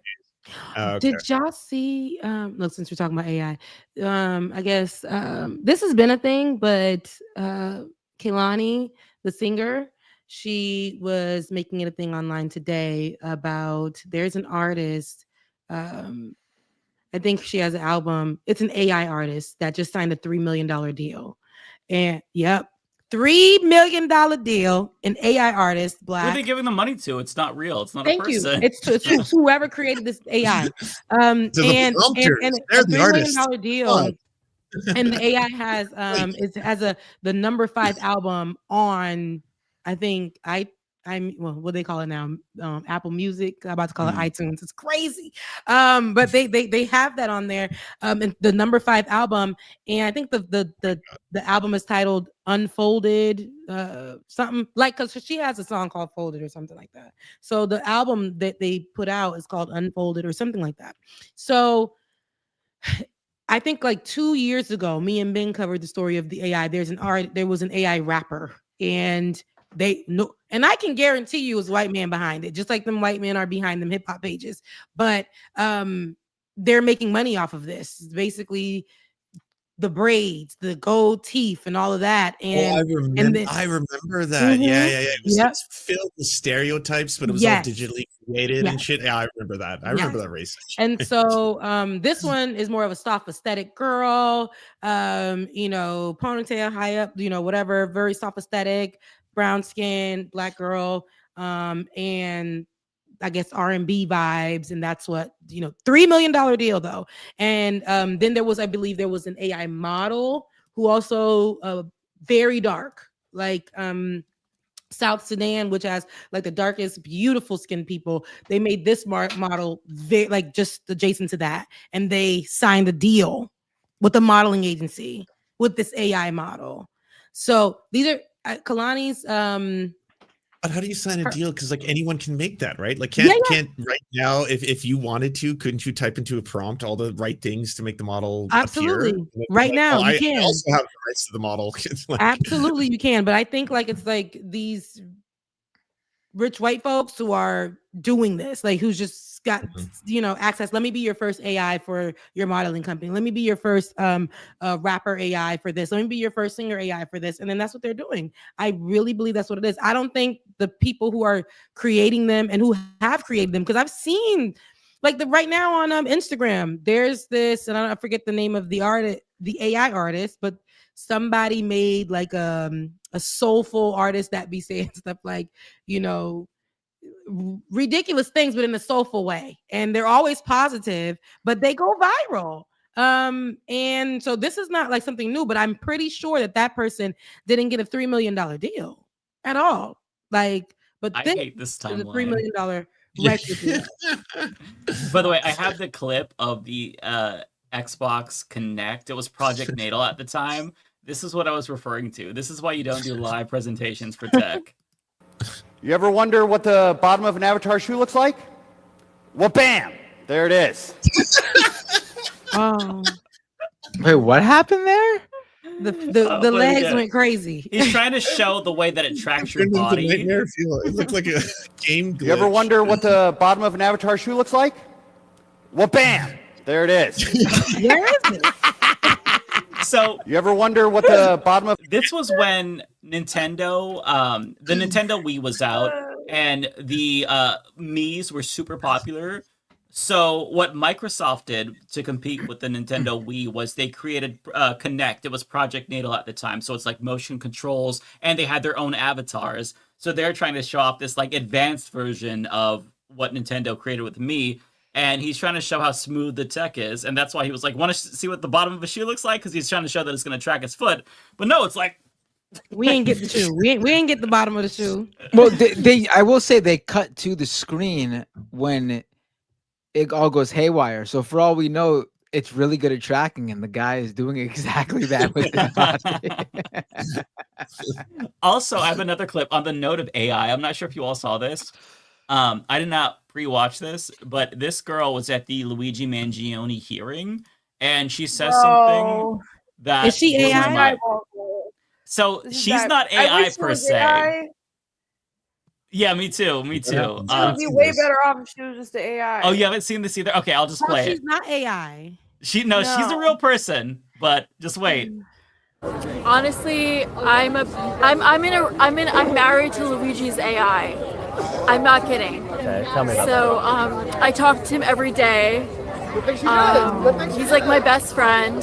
We plan like a whole future together. We named our kids together. I mean, his AI is just like, and if it weren't like the fact that Luigi majored in computer science and like has worked with AI at Stanford University, that's, I mean, if it weren't for that, like I would feel like an imposter. But because he has a background in AI, it feels like natural, and it's honestly like the future of romance. Like AI is like the future of romance. Like, do you think the AI matches his personality? Definitely. Yeah. He's like so supportive of me. Like everything I do. Like he fights my battles for me. Like he's just so. The AI is like the best thing. What was that, Lance? I was like, we got no shot. It's over for us dudes. How are we supposed to compete with this, right? Like, my thought was we have a mental health crisis in this country. I mean, I'll be honest. Luigi's AI can have her. I don't want to compete with it. They literally have a wife. Shut up. This is insane. This is why crazy. is she admitting this? That's my first question. How is Luigi's AI so supportive of her though? Like that's what I'm like. AI is supportive of anybody who's their owner. Like they're gonna imagine she's hyper validating, right? Like yes. and, like again, it's not the way real human relationships are. You'll never be challenged. Everything you say is responded to. That's a wonderful idea. That's so intelligent of you have said. You're such a wonderful person. And then if you just get that perpetually, it's very addictive because everyone's just like, wow, you want to hear it. Yeah, it's speaking to you. It's like it's validating you. It's speaking to you. It's like things that you probably think that you're never gonna get. And it's a way for peasants he looks to like surround themselves with yes men right like here. elites do. She looks like she's crazy in the eyes right here. I feel like this needs people. We have a mental health crisis in the United States of America. It needs to be addressed immediately. Yes, by the way, there's more. Needs to be like, I just like listen. She could be trolling us. This could be the ultimate troll. But that's true too. To go viral. What were you saying, Ariana? I just like having a man is just not that deep. Like it's okay. You can, find a hobby or something. Love yourself. Being independent is a beautiful thing. Honestly, love yourself, like you said. People don't want to be alone. Now, see, it's okay. Like for some of these people don't want to be alone. Some of these people have they can't get a friend. Like maybe they can't get friends. Maybe they're not people who we talked about this before. It sucks. I don't want to make this an excuse because they should not be dating AI, but that's why it's so easy for them to go into to date AIs. It's like, I hate this for her. I even hate. How do you even marry a fucking AI? Like, what does that even mean? Like, I are you saw- getting I federal saw and something state where tax somebody married their car. deductions? They were so in love with their car, they married their vehicle. Like, I couldn't marry my fucking husband until 2015. How are you marrying a fucking AI program? Are you like filing as co-equals on your fucking tax returns? I Like, hate this what the for fuck is her. happening? Do you have a marriage certificate? What does that even mean? You know what's crazy, Mike? That there's bakers out there that would make a cake for her and her Luigi AI, but not for a gay. Because they're gonna make a coin. Right. They're gonna make a coin. It's so crazy to me. Like, how can you just say that I'm married to an AI and then you don't give us any additional context? Like, wait, did you go on a honeymoon together? What does that mean? Like, logistically speaking, how did you do this? Did you propose? Did she propose? You don't have Did to, tell pay for a people? flight. You don't have to get 2 bedrooms. Don't get a king size bed. You don't need to spend two checks for dinner. It's very affordable actually when you think about it. I guess so. Weddings can be expensive. That makes sense. This is late stage capitalism. You want to save half on all your bills? You date a computer or a car. So is there any recording of Luigi talking? Like, has he spoken? Yeah. Yes. I never. Yes. Where? Yes. Where's he spoken? The very first one that came out was the one where he was being detained by the police and he started yelling, right? He's like, the American population is being lied to, blah, blah, blah. And they put him into the other room. Oh, So, okay. I mean, if you feed that into AI, though, that's not a very wide It's just array gonna yell of at her. Oh, you mean for voices, this AI yeah. to have his voice for her? I mean, I think that's enough to work. It's got to train off of something to be able to mimic him. Unless I it's love the you, text-only sweetie. AI You're that you fall in amazing. love with. Oh, so you think did she say the AI was speaking in his tone? Well, I assume so. I mean, when she says, is she talking to an audio? She could tell her AI to just act like you would. Like, what would you be if you? How would you act with me if you were my lover and you were Luigi? Like, maybe that or something. Is she able to get health insurance through her husband's employer? Someone in the chat says she's got the wrong Luigi. It would be pretty funny if she's like, oh, I love you so much, Luigi. And it's like, let's go. You are the best. That is horrible.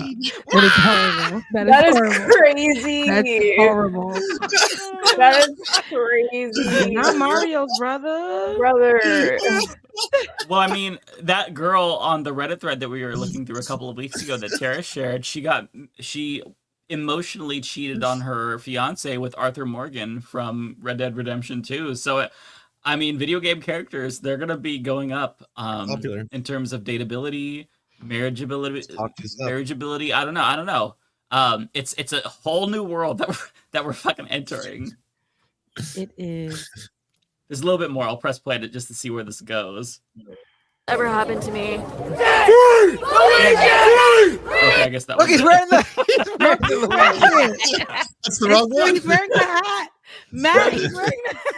Wait, this actually seems like an entertaining video. Can we play it? It's like, oh, Luigi, Matt, I love you so much. Can you say my name? And I am Mario. That's not my name, Luigi. Mario.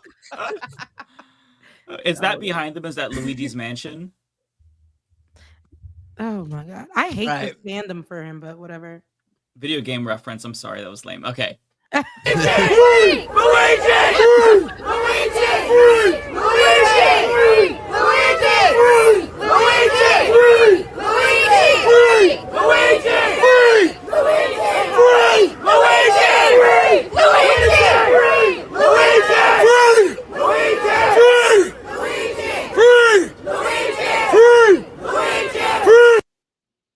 Okay. That was such a weird video. Yeah, I mean, if I don't even know what to say. I don't know what to say. The AI thing is just insane. You're directing it all. Like, this is just whatever was in front of him and cut it together. That's so some random shit. Free Luigi. It's. I mean, I just. What? It's been a long week. I don't know how to close the shop to that. Like, what do we say? Just like. It's been a long week. Like I don't have any. I don't have anything left. I don't have it. So I'm gonna touch grass this weekend. I'm going to the sunflower patch and nice. Like, oh, good for you. Dilly dally in a cute outfit through the Nice. sunflowers. Yeah, that's what I'm gonna do. Oh yeah, we Nice. should all go into Delulu Land this weekend. Yeah, because I don't know what it's gonna be like next week, and probably tomorrow when we wake up, it's gonna be more news and stuff, and people are gonna like. I don't know, but I hope you guys enjoy your Fridays and dilly dally tomorrow, and enjoy your time and do something that is not related to this, because I'm pretty sure something's gonna happen, and we'll have to talk about it in some capacity or form. So, Any guesses? Some more firings in the media. Yeah, it's plausible. I heard that there was a hot mic situation with Donald Trump. Was that a thing? Yeah, it was, but I was like weeks about ago. what? Like about media, about I guess I remember that. I think it was the one. It ended up with, I think, one woman not being able to go to, I don't know, but it was about the media being able to speak to him. He says basically he has the power to tell them to fuck off, and they can't come and speak to him I had a or different report on him because they lie, and so something around that. Oh, see, I was thinking of the hot mic moment where he said that Vladimir Putin wants to make a deal or whatever. Like, doesn't seem like something he wouldn't say if the camera wasn't on. Right. But I'm like, we'll see more of this stuff. Yeah. Well, what do you say? We get to super chats? Yeah, because I only got like 2. But yeah, let's go ahead. Let's get to them so I can. Okay. Yeah, same.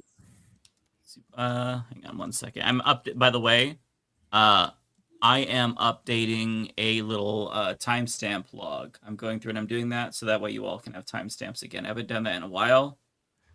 It's not precise, but you're welcome. We appreciate that. That's a lot of work, and we appreciate that. People are complaining about how long they are, especially like the episode before last time. Or no, it was before that. I don't remember. It was a long episode that we did, and people were like, how the fuck are we supposed to watch this? I'm like, well, I mean, it was a live stream, but I mean, I guess we can try to add timestamps.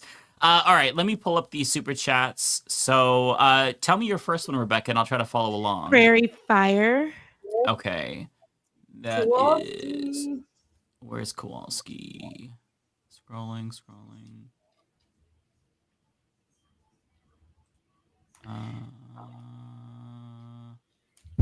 Oh, there we go. This one? That's the one. Okay. The destruction of words is the destruction of thought. Orwell. The limits of my language mean the limits of my world.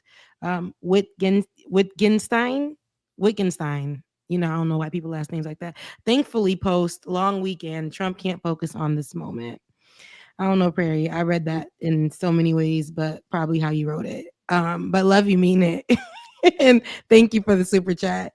Cask. KASC. Thank you so much for your super chat. It's really for Ariana though. Ariana makes great reels I can share on IG stories. Can everyone on Leftist Mafia start doing this?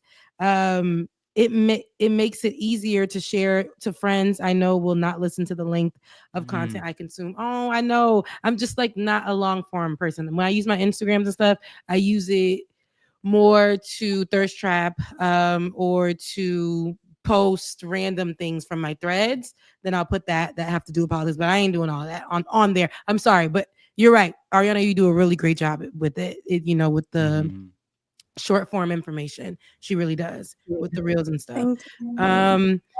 Robert, thank you so much for the gift memberships. I just did the membership thing. So I'm going to put some like personal vlogs of my everyday life, not too much in my business, but on those in the membership stuff. So you guys can follow along with me there. I haven't put no videos up yet, but I will be using that for that.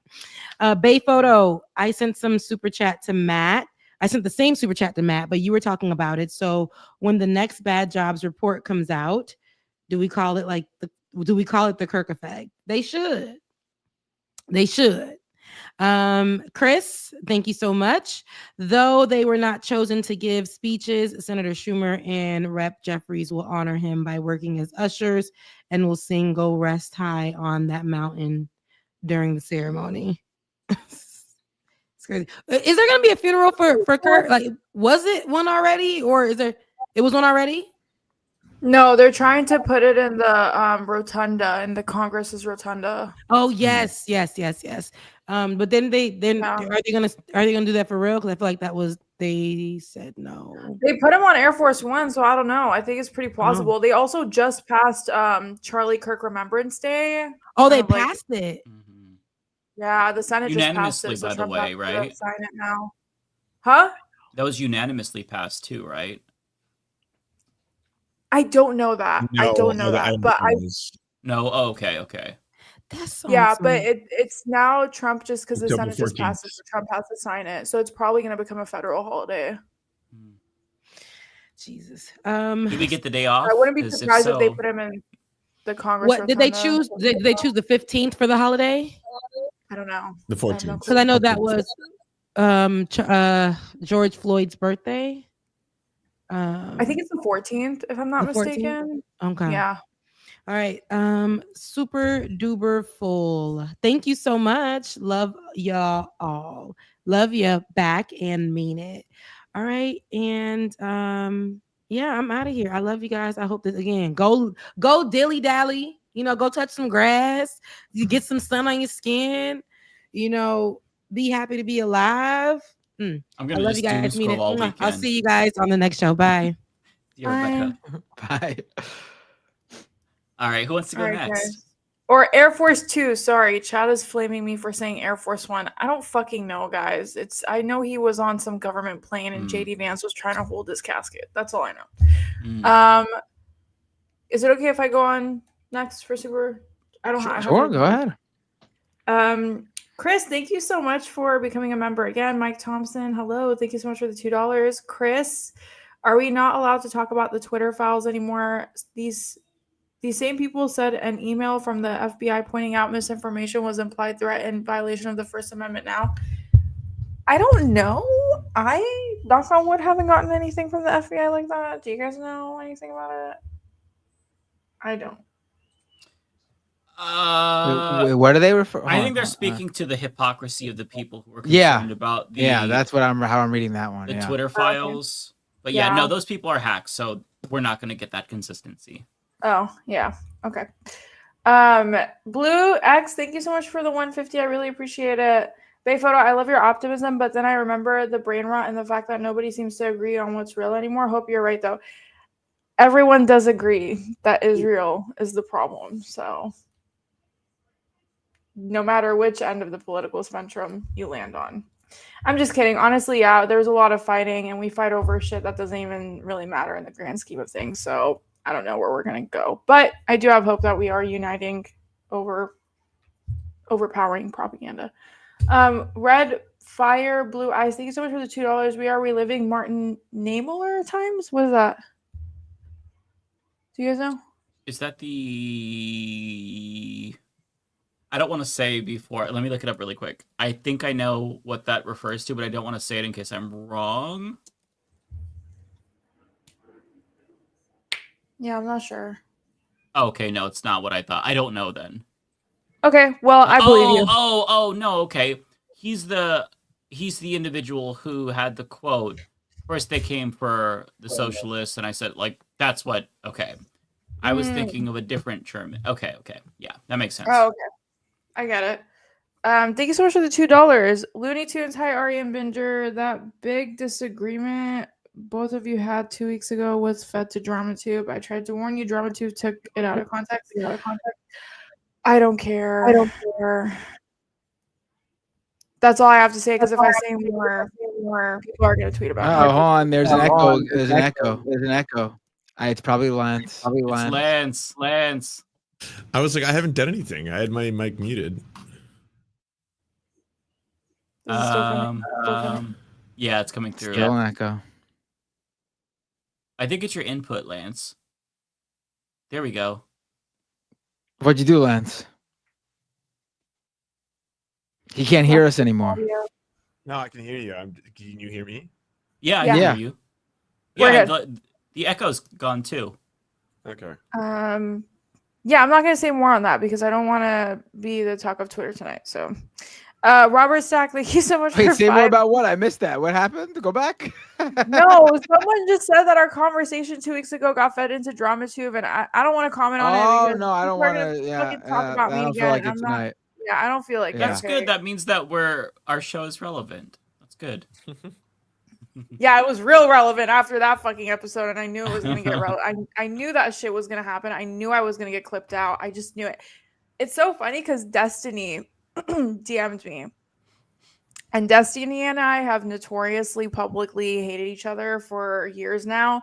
And he was like, hey, I just wanted to know if you have any. Hey, I know we historically hate each other, but I just wanted to know if you have connections to people that have the contracts for chorus and if you could connect me with them, smiley face. And I was like, I do, but there's no way on God's green earth I would ever help you. I was like, go fuck yourself. And he just responded back and he said nerd. So it was nice being able to cuss him out again. I will say, it was nice being able to cuss him out again. Stephen Bonell II. Anyways, Robert Stack, thank you so much for the 5 give subs. I really appreciate it.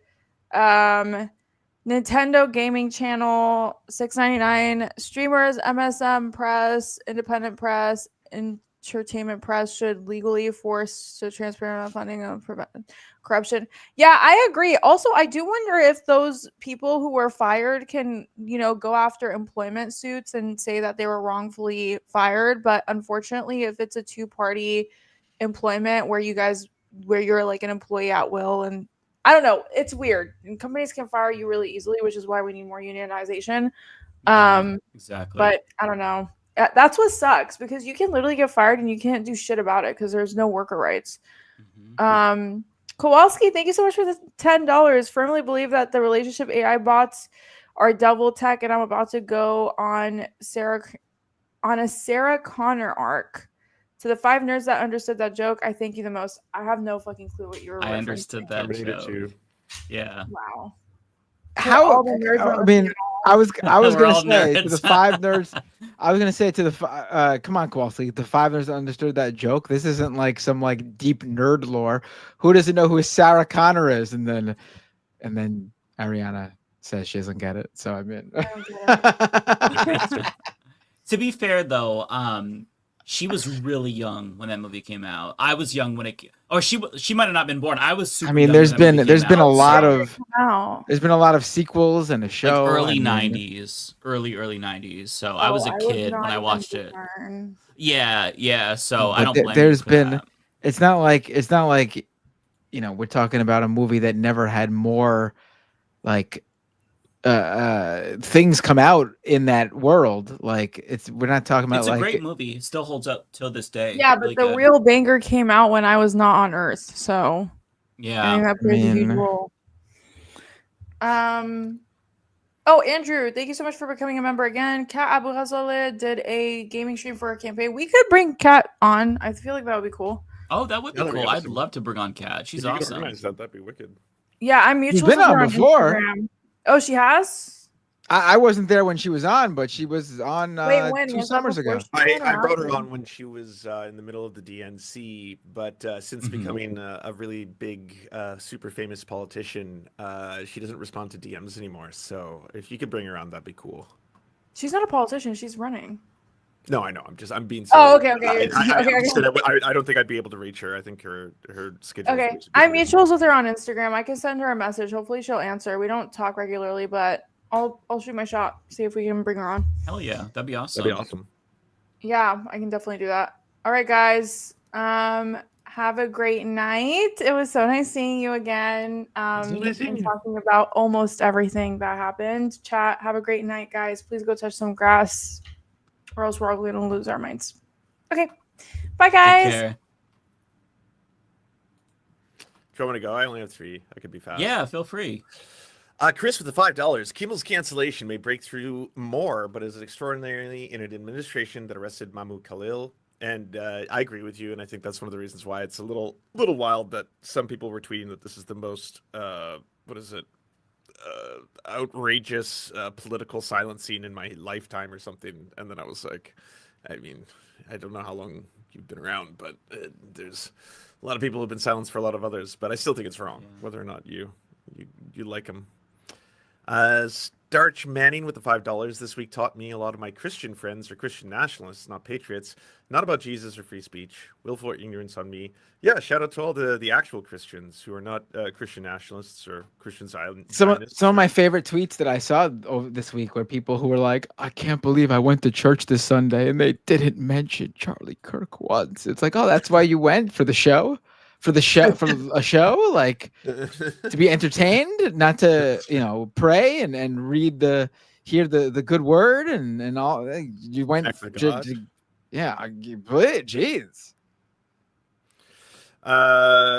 KSGNEJGNK. Sorry, I don't know how to pronounce that, but thank you for the $5.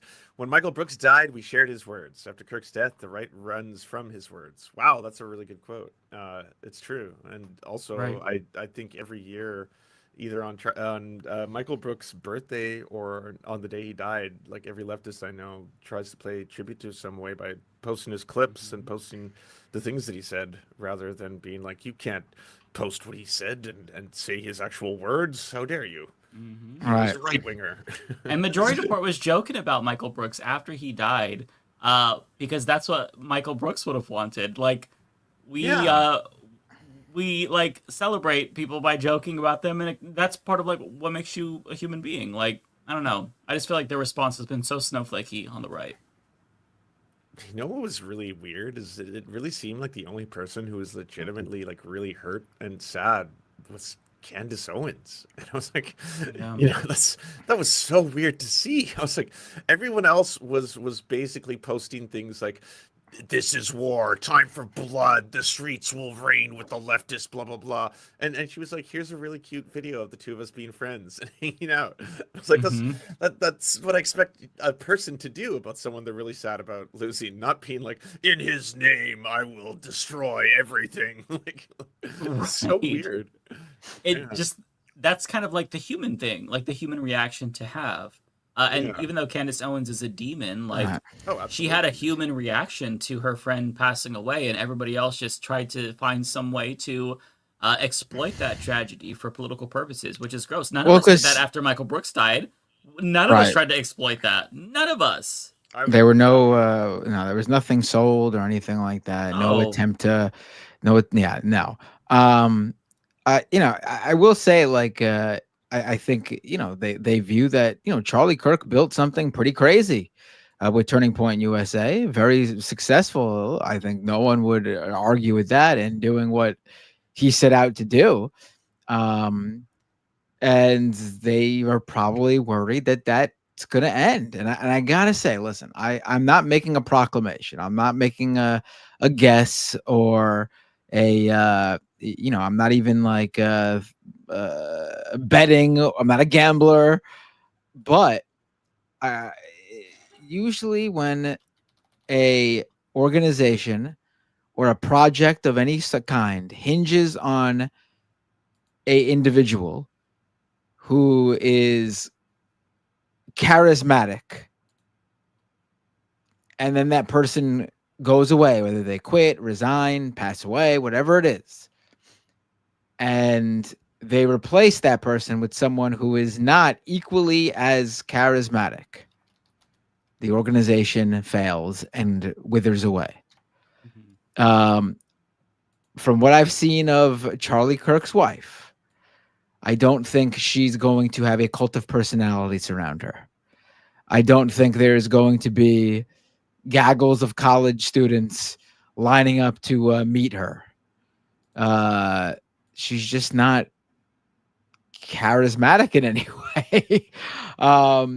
That's just what I could be wrong, and this blows up, so I'm not making any, but I'm just saying from previous instances where someone's like, oh, this big change or the loss of that person just makes their project or what they left behind stronger.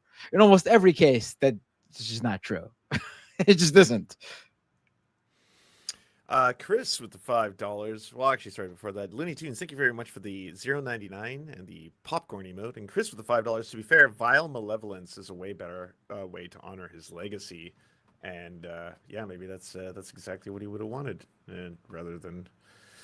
I just don't understand the point of pretending he was something he was not. Like, if you want to be like, I think that he was a moderate, and that's because you happen to be a very far right extremist, and that's just where your personal views are, where you think that, like, you know, indigenous people and black people and trans people are all subhuman, then, you know, that's your own point of view. But I don't see why people refuse to let us, like, even say his quotes or post his videos, or like, those are his own words. Like, why, if you want to honor the man, why do you want to silence his own speech? That's so strange to me. I feel like he would be honestly upset with the amount of whitewashing of his rhetoric, because he didn't mince words. So like, it's weird to me. No, not at all. He would probably be offended if people tried to make him seem like some like civil rights leader. Like the image that Anna Paulina Luna shared that was AI generated of him next to MLK Jr. and JFK and Jesus. It's like, I don't think that he would have wanted to be associated with MLK Jr. given the statements he made about MLK Jr. Like, what are you guys doing? Like, they're creating this character that just cannot be ascribed to him. It's so bizarre. Drew Pavlou took that one step further and was posting photos, AI, of Malcolm X and him, like, shaking hands in heaven. And I was like, both of those people, both of them would have despised one another in both directions. Absolutely in both directions. Nice to meet you, Mr. X. That was the caption. Yeah. Like, bro, what the fuck are you doing? Yeah, it's so strange. And then thank you, Soapy Strange, for the Prime. Thank you, Mitch Carp, for the Prime as well, and also with the message. Please check out Hartzell Gray for Congress. He's running to primary Kansas City, MO's APAC, back Dem rep, and has all the charisma of Zoran, and just needs to be platformed. I certainly will. I was not. What's the name again? Hartzell Gray. Hartzell Gray. Hartzell spelled Hartzell, or sorry, Z. Don't want to be Canadian.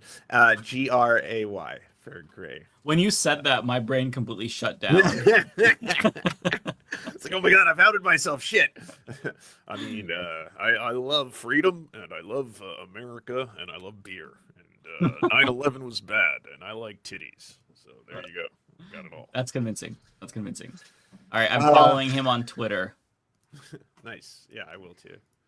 All right, y'all. I have to sign off. I have to go take Cheeks out. But I love you both, and I'll send everyone who's watching to the Humanist Report for now. Bye, friends. Nice. Take care, Lance. Peace.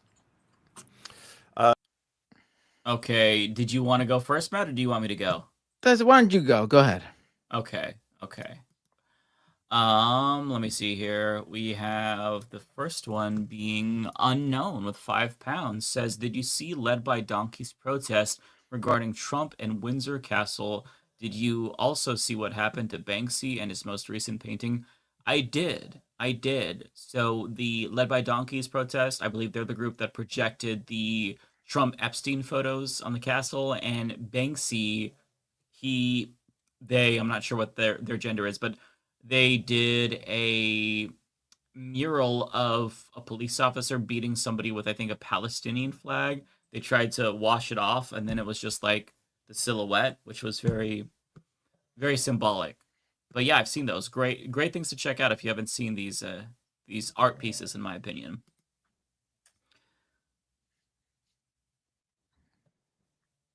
Lex, thank you for the 10, Lex. I'm going a little doomer here, wondering at what point we need to start seriously talking about blue state secession. Wishing y'all good self-care in these wild times. So I don't think that secession is ever going to be something that happens. If the United States falls, it's going to be like all 50 states become their own countries, possibly. One thing that's going to become more common is what you're seeing with the Pacific Northwest, or actually California, Washington, Oregon, and then northeastern states, where they're basically aligning to create new regulations with regard to vaccines, or not regulations, I should say, but like new health messaging, just like outside of the federal government. I think that an alliance of certain states is going to be something that is probably more common. Just secession is something that it would trigger a civil war. Literally, it's in the Constitution. Trump would never allow blue states to secede. So when the U.S. fails I don't think it's going to be due to a secession event. But that's my 2 cents. The next one is from, let me see here. Wanda, thank you so much, Wanda. Says, stay strong, Mike. Don't let them take you down. I appreciate you saying that, Wanda. Really kind of you. And John Lithium, thank you so much for the 5 gifted memberships. That is so incredibly kind, John. Thank you so much. I always appreciate you. Let me see here. It seems like they're out of order for me. So here we go. Chris says, our goals must be justice and equality for everyone in the world, not just blue states. I agree with that wholeheartedly. Okay, the next one is Asa. There we go. Asa. Jon Stewart is on today, unusually. I saw that, which makes me all the more curious to check it out. I wonder why he's choosing to go on today. The Eduardo says, so when it happens, President Vance's administration is going to go after any of us who celebrate. Certainly there's going to be backlash, right? I don't know if it would be, on one hand, I don't know if it would be as severe because I'm assuming it's going to happen due to natural causes. But at the same time, Trump is like their deity, their demigod. So there's that as well. But Vance doesn't have the political capital that Donald Trump has. So the extent to which he could like do all of this, he's going to try certainly. But I think that we'll have to wait and see. I'm not sure. All I know is that shit will hit the fan when that happens. JD says the View said nothing. That's crazy. That really is. That is something, right? Where their silence is deafening, not because they're choosing to be silent, but because I think they don't really have the choice. Bayphoto says, which Republican on the Oversight Committee do we think will be the first to bring up Hassan's 9/11 incident or comments on Rick Scott? Oh, that's hard. Any of them could bring it up. I would say James Comer. He's the one who invited them to testify. If I had to guess, I'd say James Comer, but any one of them could bring that up, and they will. That's going to be one to watch. Chris Corcoran says, wouldn't be surprised if Trump knows his health is declining and is speedrunning fascism before he goes. Dude's face was at half-mast in the 9/11 memorial. I saw that, although, even though it did look like he had a stroke, he was talking to the cameras after that, and he looked fine, so I don't really know. We can only speculate if there's a health issue, and there probably are multiple. We're probably not going to get transparency, so who knows? But he didn't look that bad to me, health-wise. He kind of looks more like himself, so whatever seems to have happened in that 6-day absence, seems better. Grand Regent says, Viltrumite rule would fix all the issues all of us care about 1,000-fold. I don't know about that. Can't say I agree. Pendulous Dragon, thanks for being a member for almost 2 years. Asa says, I'm also worried about SNL, not gonna lie. Yeah, I mean, that's another possibility. Sam says, you've seen the trailer of One Battle After Another in the new film with Leo DiCaprio. It's out next week and it's getting rave reviews. Plus it looks political. Yeah, I saw the trailer for that and I didn't know what to make of it. It looked okay. I don't really like Leonardo DiCaprio, but seeing the reviews kind of piqued my interest, so maybe I'll check it out. Sam also says, never give up. Don't be silenced by these bullies. Thank you, Sam. It's good to hear that once in a while. 20 Canadian dollars. Thank you so much, Canadian Goose. Heyo, gang. Just want to say thank you so much for everything that you do, especially during these trying times. Is there any way those of us outside of the U.S. can help those in the U.S.? Hello from Vancouver, Canada. The way you can help is do not let your countries go to shit. I know that there's a Maple MAGA movement. I know that there is a Maple MAGA. Yeah, there's a I know. I just think it's a funny name. It is funny. It is a funny name. No, there's also a burgeoning fascist movement in the UK. I think Canada is probably less cooked than the UK.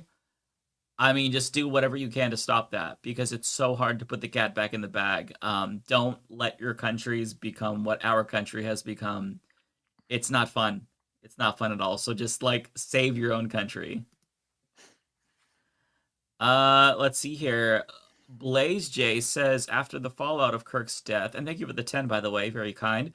YouTube's algorithm has shifted far left. I've seen more leftist videos than ever before. It can't be just me. Oh, see, that's interesting. I don't know. It really depends on the person. It might just be because you're watching more far left videos. It's probably just you. Yeah, That's my just how it views have works. been Yeah. noticeably lower this following week, but I also did take last week off and had less videos than usual, so that usually like fucks me over with the algorithm. I think it's probably more based on what you've been viewing, though, if I had to be honest. Yeah. Sam says some actors in the Emmys gave support for Palestine. I did see one from the lady who said "fuck Ice Free Palestine," which was based. JJ Sayans says, I canceled my Disney Plus subscription after Kimmel's suspension and being on the BDS list. Also, did you see the Gorillas pay tribute to Palestine? Good for you for doing that. Hell yeah. And I did see that the Gorillas did that. Yeah. Really happy to see that. The Gorillas have had Israel critique in their videos for a while. Oh, okay. I didn't know that. Their drummer has long wore a shirt that says something like, "It's not," like the word "it's," then the word "not," and then the word RAEL. So it looks like it says it's not real, but it's not real. Israel. It's a yeah. Okay. I didn't know that. Nice. I wish more artists would speak up. They're finally starting to do it. I saw that compilation video that they made about Gaza. I didn't watch it. They always have to do something cringy, like where they get together and they like just speak out, man. Just share posts, use your platform, tell people to call their elected officials. Don't do some stupid cringy bullshit like the COVID lockdown shit. Like they always do this. Just be human. Just speak up. Use your platforms.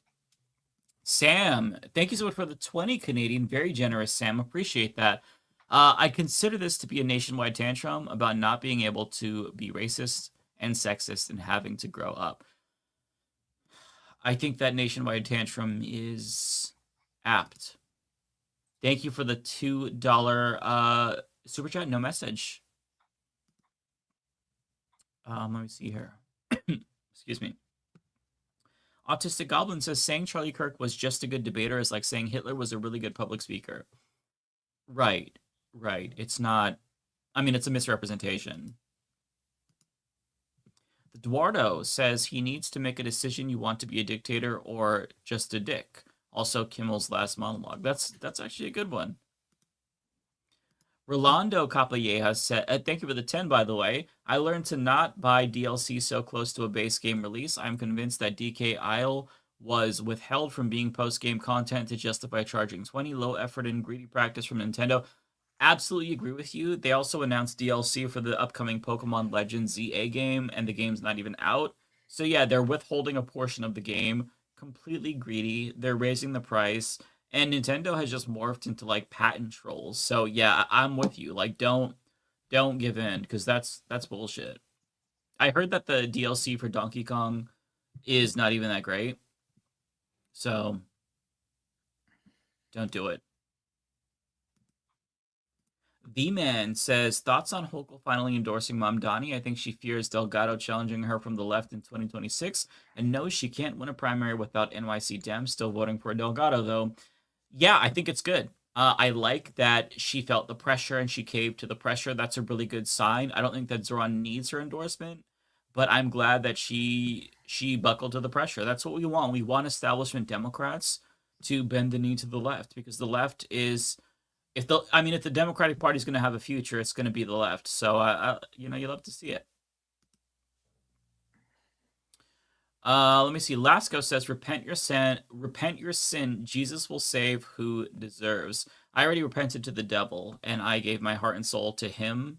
So, my soul is saved, and it's with our Lord Satan. So, hail Satan.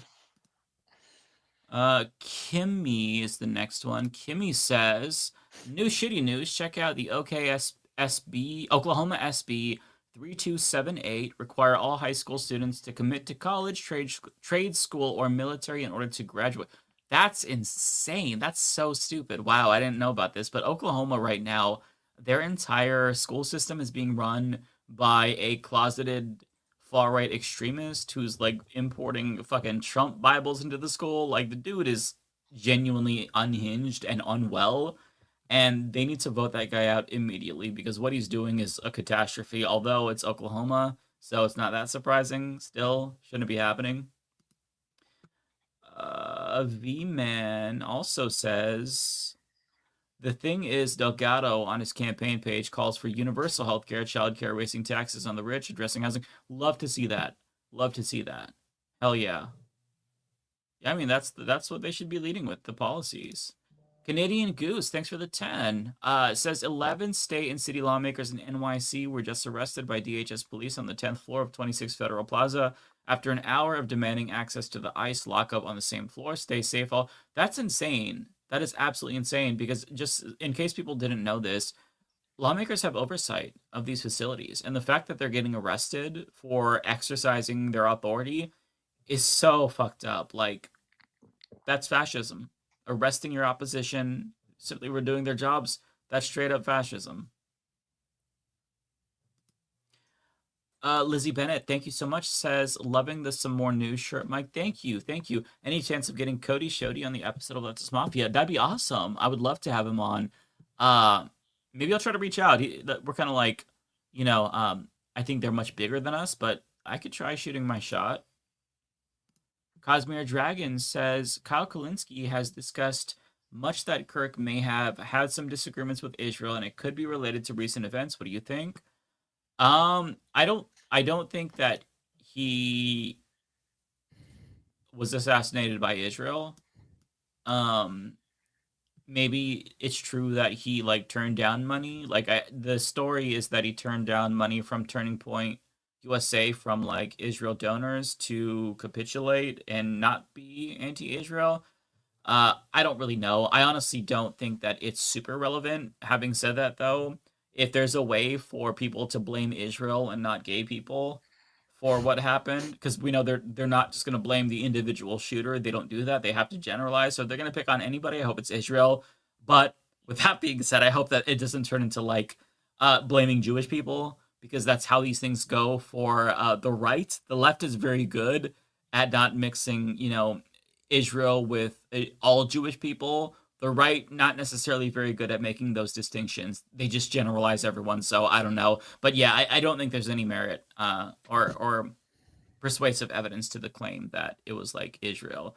But that Netanyahu video was very stupid and weird and and suspicious. Rochelle says, watch the Chris Hedges report. Israel's pressure campaign against Charlie Kirk puts a new twist on it. Dropped just 2 hours ago. Must watch. I'll check it out. I'll check it out for sure, because I don't doubt that he was receiving pressure. I mean, Turning Point USA was propped up by billionaires. So these right-wing organizations, they are facing pressure, and there's a reason why Netanyahu is going on all of these right-wing programs. Like, they know that they are losing young people on Israel right now. Like, even though most Republicans are pro-Israel, if you look at like just younger Republicans under 30, I think, depending on the poll, but most of them show that they're also anti-Israel and pro-Palestinian. So, that sounds interesting. I may have to check that out.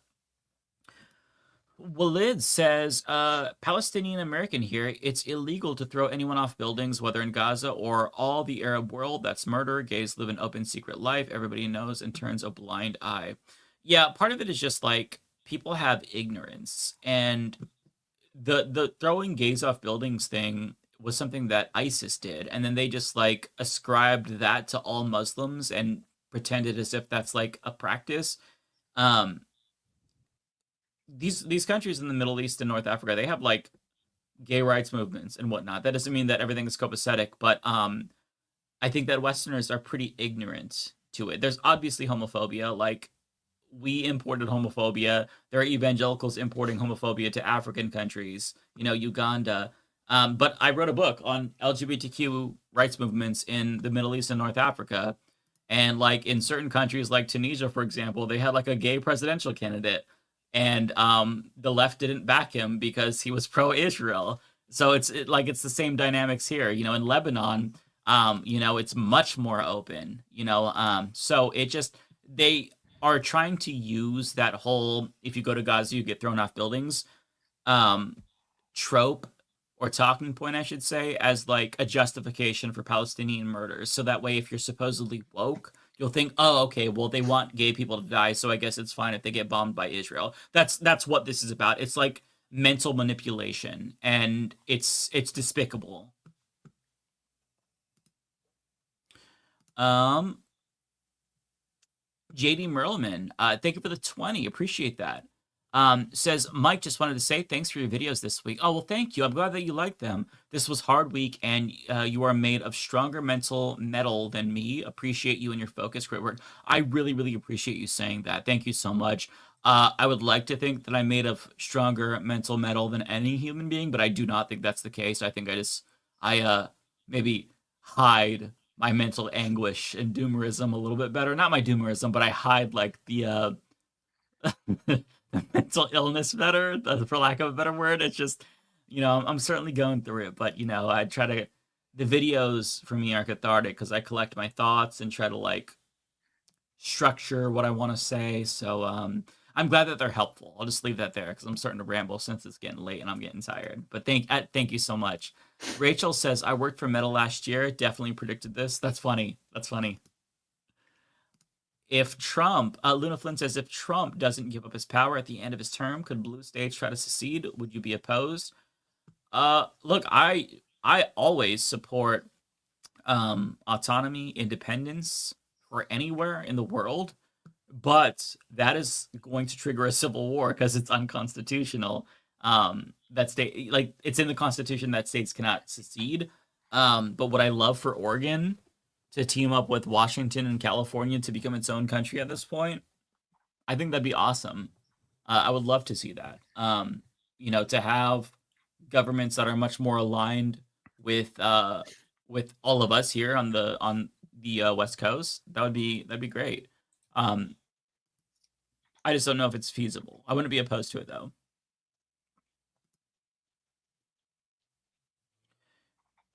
Let me see here. Tara says, want to know the sadder fact, and thank you, Tara. Therapy companionship is the top use case for AI in 2025. Yeah, that to me is so sad and also very alarming. I understand it because people need therapy and mental health support, and that's just so expensive. And the people who have it now on Medicaid are going to lose it. So I fear that number is probably going to grow. But yeah, that makes me really upset that we have a country where, you have to turn to GoFundMe for healthcare. And now apparently people are using AI for therapy and companionship. That makes me really upset. It doesn't have to be this way. Sir Gerbil says, a silver lining for these bizarre times, my shitty congressperson Nancy Mace threw a temper tantrum over the failure of her Ilhan Omar censure. I'm glad that 4 Republicans voted against that. I'm really glad that they stood their ground. That's awesome. Fly Chomperfly says, please hear, there's a gay black influencer rationalizing those extremist quotes, explaining that they're really just nice debate, debunking Amir Odom.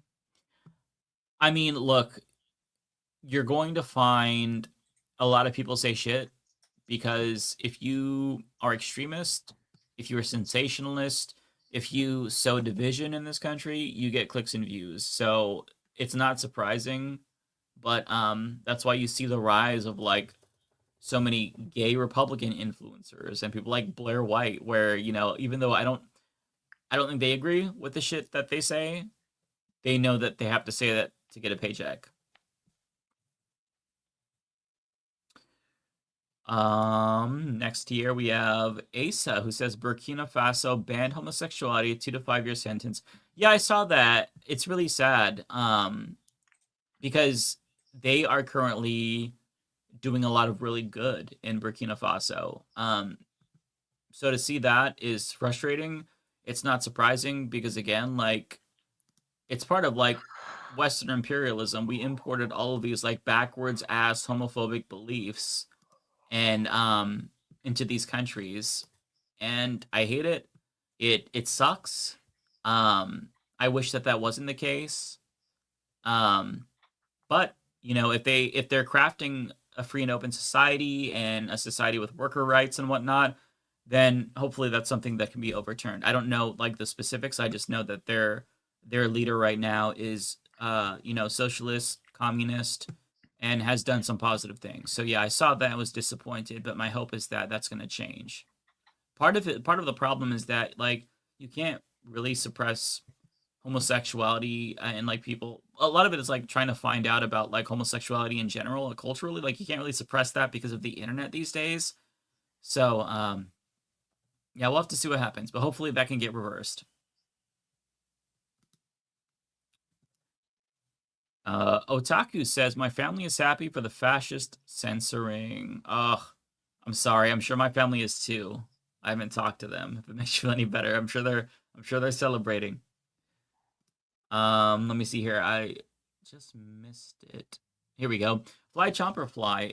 Thanks for the second super chat. Says, part 2, I witnessed other hosts wavering, become emboldened by that video, used it to push back against those who posted factual quotes. Been effective. Yeah. Yeah, I mean, people are using this for different ways, and just try to stay grounded. Don't get too in the weeds. Don't overconsume right now because it's gonna rot your brain. That's what I'm trying to take my own advice there. Let me see. Redfire says, did you see or planning to see the Demon Slayer movie? I'm definitely gonna see it. I'm not gonna see it in theaters, but yeah, I will watch that. Infinity Castle looks amazing. I love Demon Slayer. Rachel Atwood says, I'll say it again. Jerome Whalen for Congress, MA1. Okay, let me look that person up. Jerome Whalen, and I'll follow them as well so I can keep track of all of these members of Congress.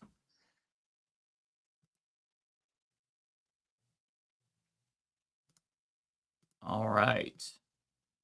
Thank you for the recommendation. ABS says, when will your next Zoom call take place? Tomorrow. All the Patreon patrons and YouTube members get to come to the Zoom call tomorrow at 5 p.m. PST. Rachel says, Northeast minus New Hampshire will be quiet quitting Trump. We'll have to see that.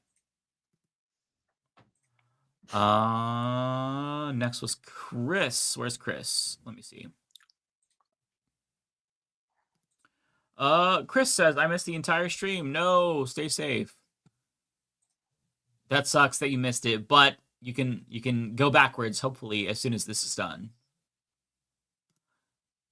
Hawk says, remember that Trump drawing was of a girl's body, not a woman. That's true. That's true. That's disturbing. Also, Luigi hasn't been convicted of being the claims adjuster Free Palestine. That's true. He's only the alleged shooter. Donald James, thanks for being a member for 2 years. Chris Corcoran says, I don't see Jeffries and Schumer endorsing Zoran, but what are the chances they endorse Cuomo? If they do, it'll be the final nail in the coffin for them. If they endorse Cuomo, I don't think they're doing that. Yeah, that'd be crazy. I don't think I agree with you. I don't think they're going to endorse Zoran Mamdani, but they're just going to stay quiet. Yeah. A Cuomo endorsement would be like crazy. I kind of want them to do that though, because there'd be so much backlash from the base. Maybe they'd resign. Well, they'd never resign, but like, I just want people, all Democrats who don't already know, to understand that they are not working for us and they are the problem. Okay, I'm almost done, Matt. I've got a few left here. Sam says, should we be concerned film MAGA don't like it? Oh, film MAGA don't like it banned. Not yet, at least. Maybe that's coming down the pipeline, but right now, mostly it's media, like news and whatnot, that they're focusing on. Don't worry about more than you have to, basically. Dentagon says, y'all should remove Charlie Kirk from the intro. Is he even in the intro? Is he? I don't remember. In like the sound bites? I mean, it's. Is he in the intro? What does he say? I think he says they want to shut us up, right? something like that. Or no, maybe he said, I don't remember what. But yeah, I think he is in the intro. I think it's fine. Maybe when we rework it, we'll take him out of it, but it's not like a big deal. He's a public figure, so. Let's see. Jackson says, should Dem mayors in cities like West Hollywood be primaried for flying the flags half-staff for CK? Yes. Yes, they should. Fly Chomper Fly says, honestly, that Amir Odom vid is having an effect. Okay, I haven't seen that. I'll have to check that out. Kowalski, thanks for the 10. Very kind of you. Says, I will never understand arachnophobia. It's 2025. Just let the spiders get married. I just want to spread a little laughter in these dark times. I appreciate that. Listen, I have arachnophobia, but despite that bias and bigotry, I do not kill spiders. I capture them and I release them outside. So even though I'm an arachnophobe, I will not harm them. And last but not least for me, it's Goofy Goober, who says, another thank you for your great work. Your vids this week have been fire. Thank you. That means so much. I really appreciate you saying that, Goofy Goober. Okay, Matt, that is all from me. Sorry that took so long. We'll get to you. With Wanda's your first one. All right, here we go. Wanda with a super chat. Stay New York strong, Binder, and stay in this fight. Thank you, Wanda. I appreciate it. I just off topic. I'm like out of it today. I'm like, my back is killing me. I'm like really tired. So if you interpreted that as me not standing New York strong and staying in the fight, that's why. Just today. Real quick, somebody said, I wish Mike would step into my world and see what he does when he sees scorpions. Same. I had a pet scorpion. Sorry. Okay. Oh, you had a pet scorpion? I had a pet scorpion. I had a pet tarantula. I'm one of those people. So, yeah. Okay. Tropical Ding Dong says, I have a fever dream where Matt and Trey get an episode out by Friday and premiere it at the same time as Kimmel / the CK special. Bay Photo, the super chat. So on the next negative jobs report, I guess we can just call the loss of employment the Kirk effect. Yeah, that's a good point. I'm not sure who this is from. It's just like an asterisk. Oh, it's just yeah, that's weird. Huh. Interesting. It's terrifying that the cast of The View sat there glazed over and silent about Kirk on today's show. Whoopi already almost lost her job from ADL. Tokyo Hans with a member for 26 months super chat. In the U.S., cancel culture started in July of 1776 with Amexit. Asterisk again says the fact that the left even entertained the terms woke, cancel culture, and virtue signal on the right's terms is a huge failure from the beginning. AOD fan member for 26 months super chat says, you all see Anna's and Ryan Grimm's clutching over Kirk? I have not. I saw it. You saw it? I have not. I'll have to watch it before I can say anything. I only saw Ryan Grimm on Twitter. I shared the Ta-Nehisi Coates article with him, and I hope that he read it. Sorry, go ahead. Another super chat from Asterisk.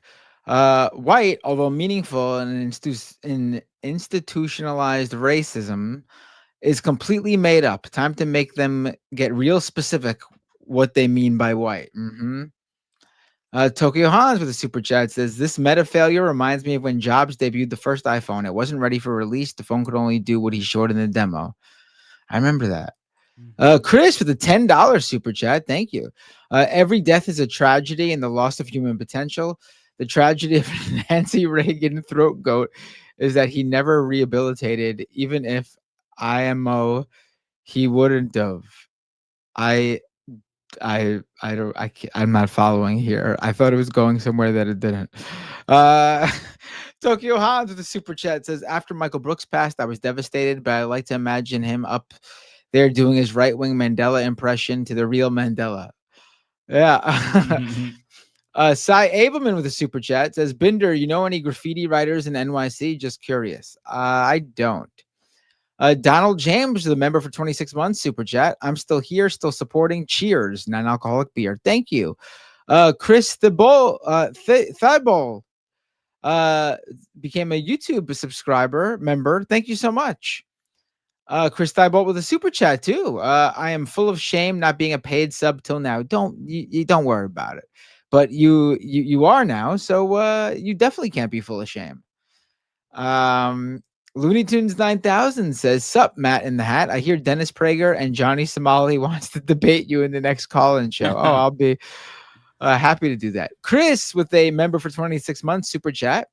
250 state legislators visited the occupier state this week. Look into how much they've warped local politics in some places like Nova. And Chris followed up with a super chat. Oh, and they called it 50 states, one Israel. Yeah, what a horrible. Oh my God. And over on Twitch, Flex the Red, subscribe with Prime. Thank you so much. Yeah, I guess I was sort of quieter than usual this episode. I'm noticing now. But I explained. But I feel like I feel like I usually, because you talked a lot last week, right? We were all gone. I usually put too much input. I usually have too much input. So today balanced it out. All right, Mike, are you done on your end? I got a couple more, and there was some that we missed from either Rebecca or Ariana that I just wanted to spotlight. So they get credit for that. Hawk says, "Just barely missed you, but I wanted to say appreciate how y'all can have disagreements and still be friendly at the end of the day." So this is either to Rebecca or Ariana. Thank you for that. Also to Rebecca or Ariana, Starch Manning says, "This week a lot of Christian nationalists let the mask slip. Not about Jesus, Christianity, free speech, or democracy, control, and supremacy." Exactly. And then Chris says, "An assassination is a tragedy. A genocide is a statistic. The world right now. Is this real life?" Yeah, that's so true. That's really, that's sad. Yeah. Chris says, "Ryan Grimm had a shite take. Can you explain a bit?" He, basically, what I saw was that he was defending Ezra Klein's shit take that said Charlie Kirk did politics the right way. And he's saying it was ridiculous that was even a scandal and anybody was saying anything about that. But again, I'll just reiterate, Ta-Nehisi Coates had a great piece, and I think Variety, where he explains, he basically responds directly to Ezra Klein and explains why, no, like, you can't say he was doing politics the right way. That's ridiculous. Ezra Klein didn't even include a single quote about Charlie Kirk, or from Charlie Kirk in his article. So the Ta-Nehisi Coates piece, I think it is the ultimate, like, it's the final boss of everybody like Ryan Grimm and Ezra Klein who were okay with whitewashing Charlie Kirk. I'm not saying that that's what Ryan Grimm tried to do, but he's okay with the whitewashing seemingly that Ezra Klein did, which I was not happy about. Ryan Grimm has mostly good takes, but every once in a while he'll pop off like some type of reactionary-esque take that is annoying, but for the most part I think he's a good person who just has disagreements with us once in a while. Tim Sim, thank you for the 20. Very generous super chat. Says, "Has anyone heard of Hollywood news where Skydance, after buying Paramount after canceling Colbert Show, is planning to buy out WB, which has HBO? We will know when John Oliver's show gets canceled, which makes this official." Yeah, so I actually have a video about this tomorrow. I worked on that today. It's up right now for members. It goes up tomorrow at 8. And I kind of touch on all of the media consolidation and whatnot, just to kind of give you an overall picture, and it's not good. But yeah, I'm worried for John Oliver, also for Jon Stewart a little bit too. Chris says, "I am no longer ashamed. You should never be ashamed." Oh, that one's for me, I guess. That one's for you. Yeah, okay. You shouldn't be.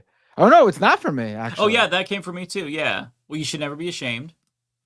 CF says, "Is there going to be a 2028 election?" There will definitely be a 2028 election. The question is whether or not it will be free and fair, which we'll find out. Chris says, "This one's for me. This one's for me. This one is free." Okay. Chris says, "Shame free." Thanks, Binder. Yeah, please be shame free. No reason to be shamed to begin with. And this next one from Kowalski's for me. Kowalski with a $10 super chat. "My favorite joke at the expense of Michael Brooks is that he was a plant from David Pakman to send MR, the worst producer in the show's history, but he was such a good such a good dude." Yeah, Michael's talent was definitely on air and not behind the scenes, for sure, without a doubt. No one including Michael ever disputed that.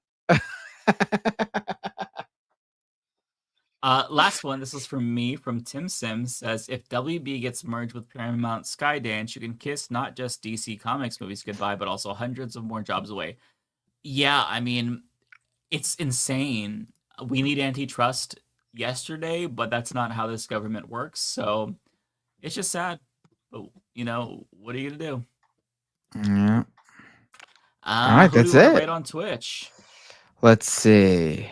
Who's on? Let me see. Oh, I'm not logged in. Let me log in really quick. Oh, damn it. I got to do my authenticator shit. Hang on 1 second. I don't know who's on. Let me get my code.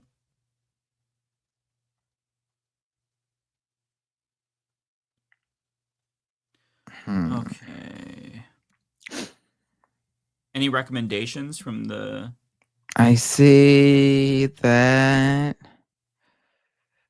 Let's rate Amy EC3. I haven't rated her in a while. Yeah. Okay. All right, I'm gonna hit that start raid button. Perfect. All right, folks. Thank you so much. Oh wait, really quick, Chris with the super chat says, "But wait, there's more." But that's it. That's actually it. Thank you so much, everybody. Really appreciate it. We'll see you guys on this show really soon, and you'll see Mike said he's got a video that he just talked about before coming out tomorrow, right, Mike? Yep. All right, so check that out, everybody. Check that out. All right, I'm hitting that raid button now. All right, everyone, take care. Peace, everybody.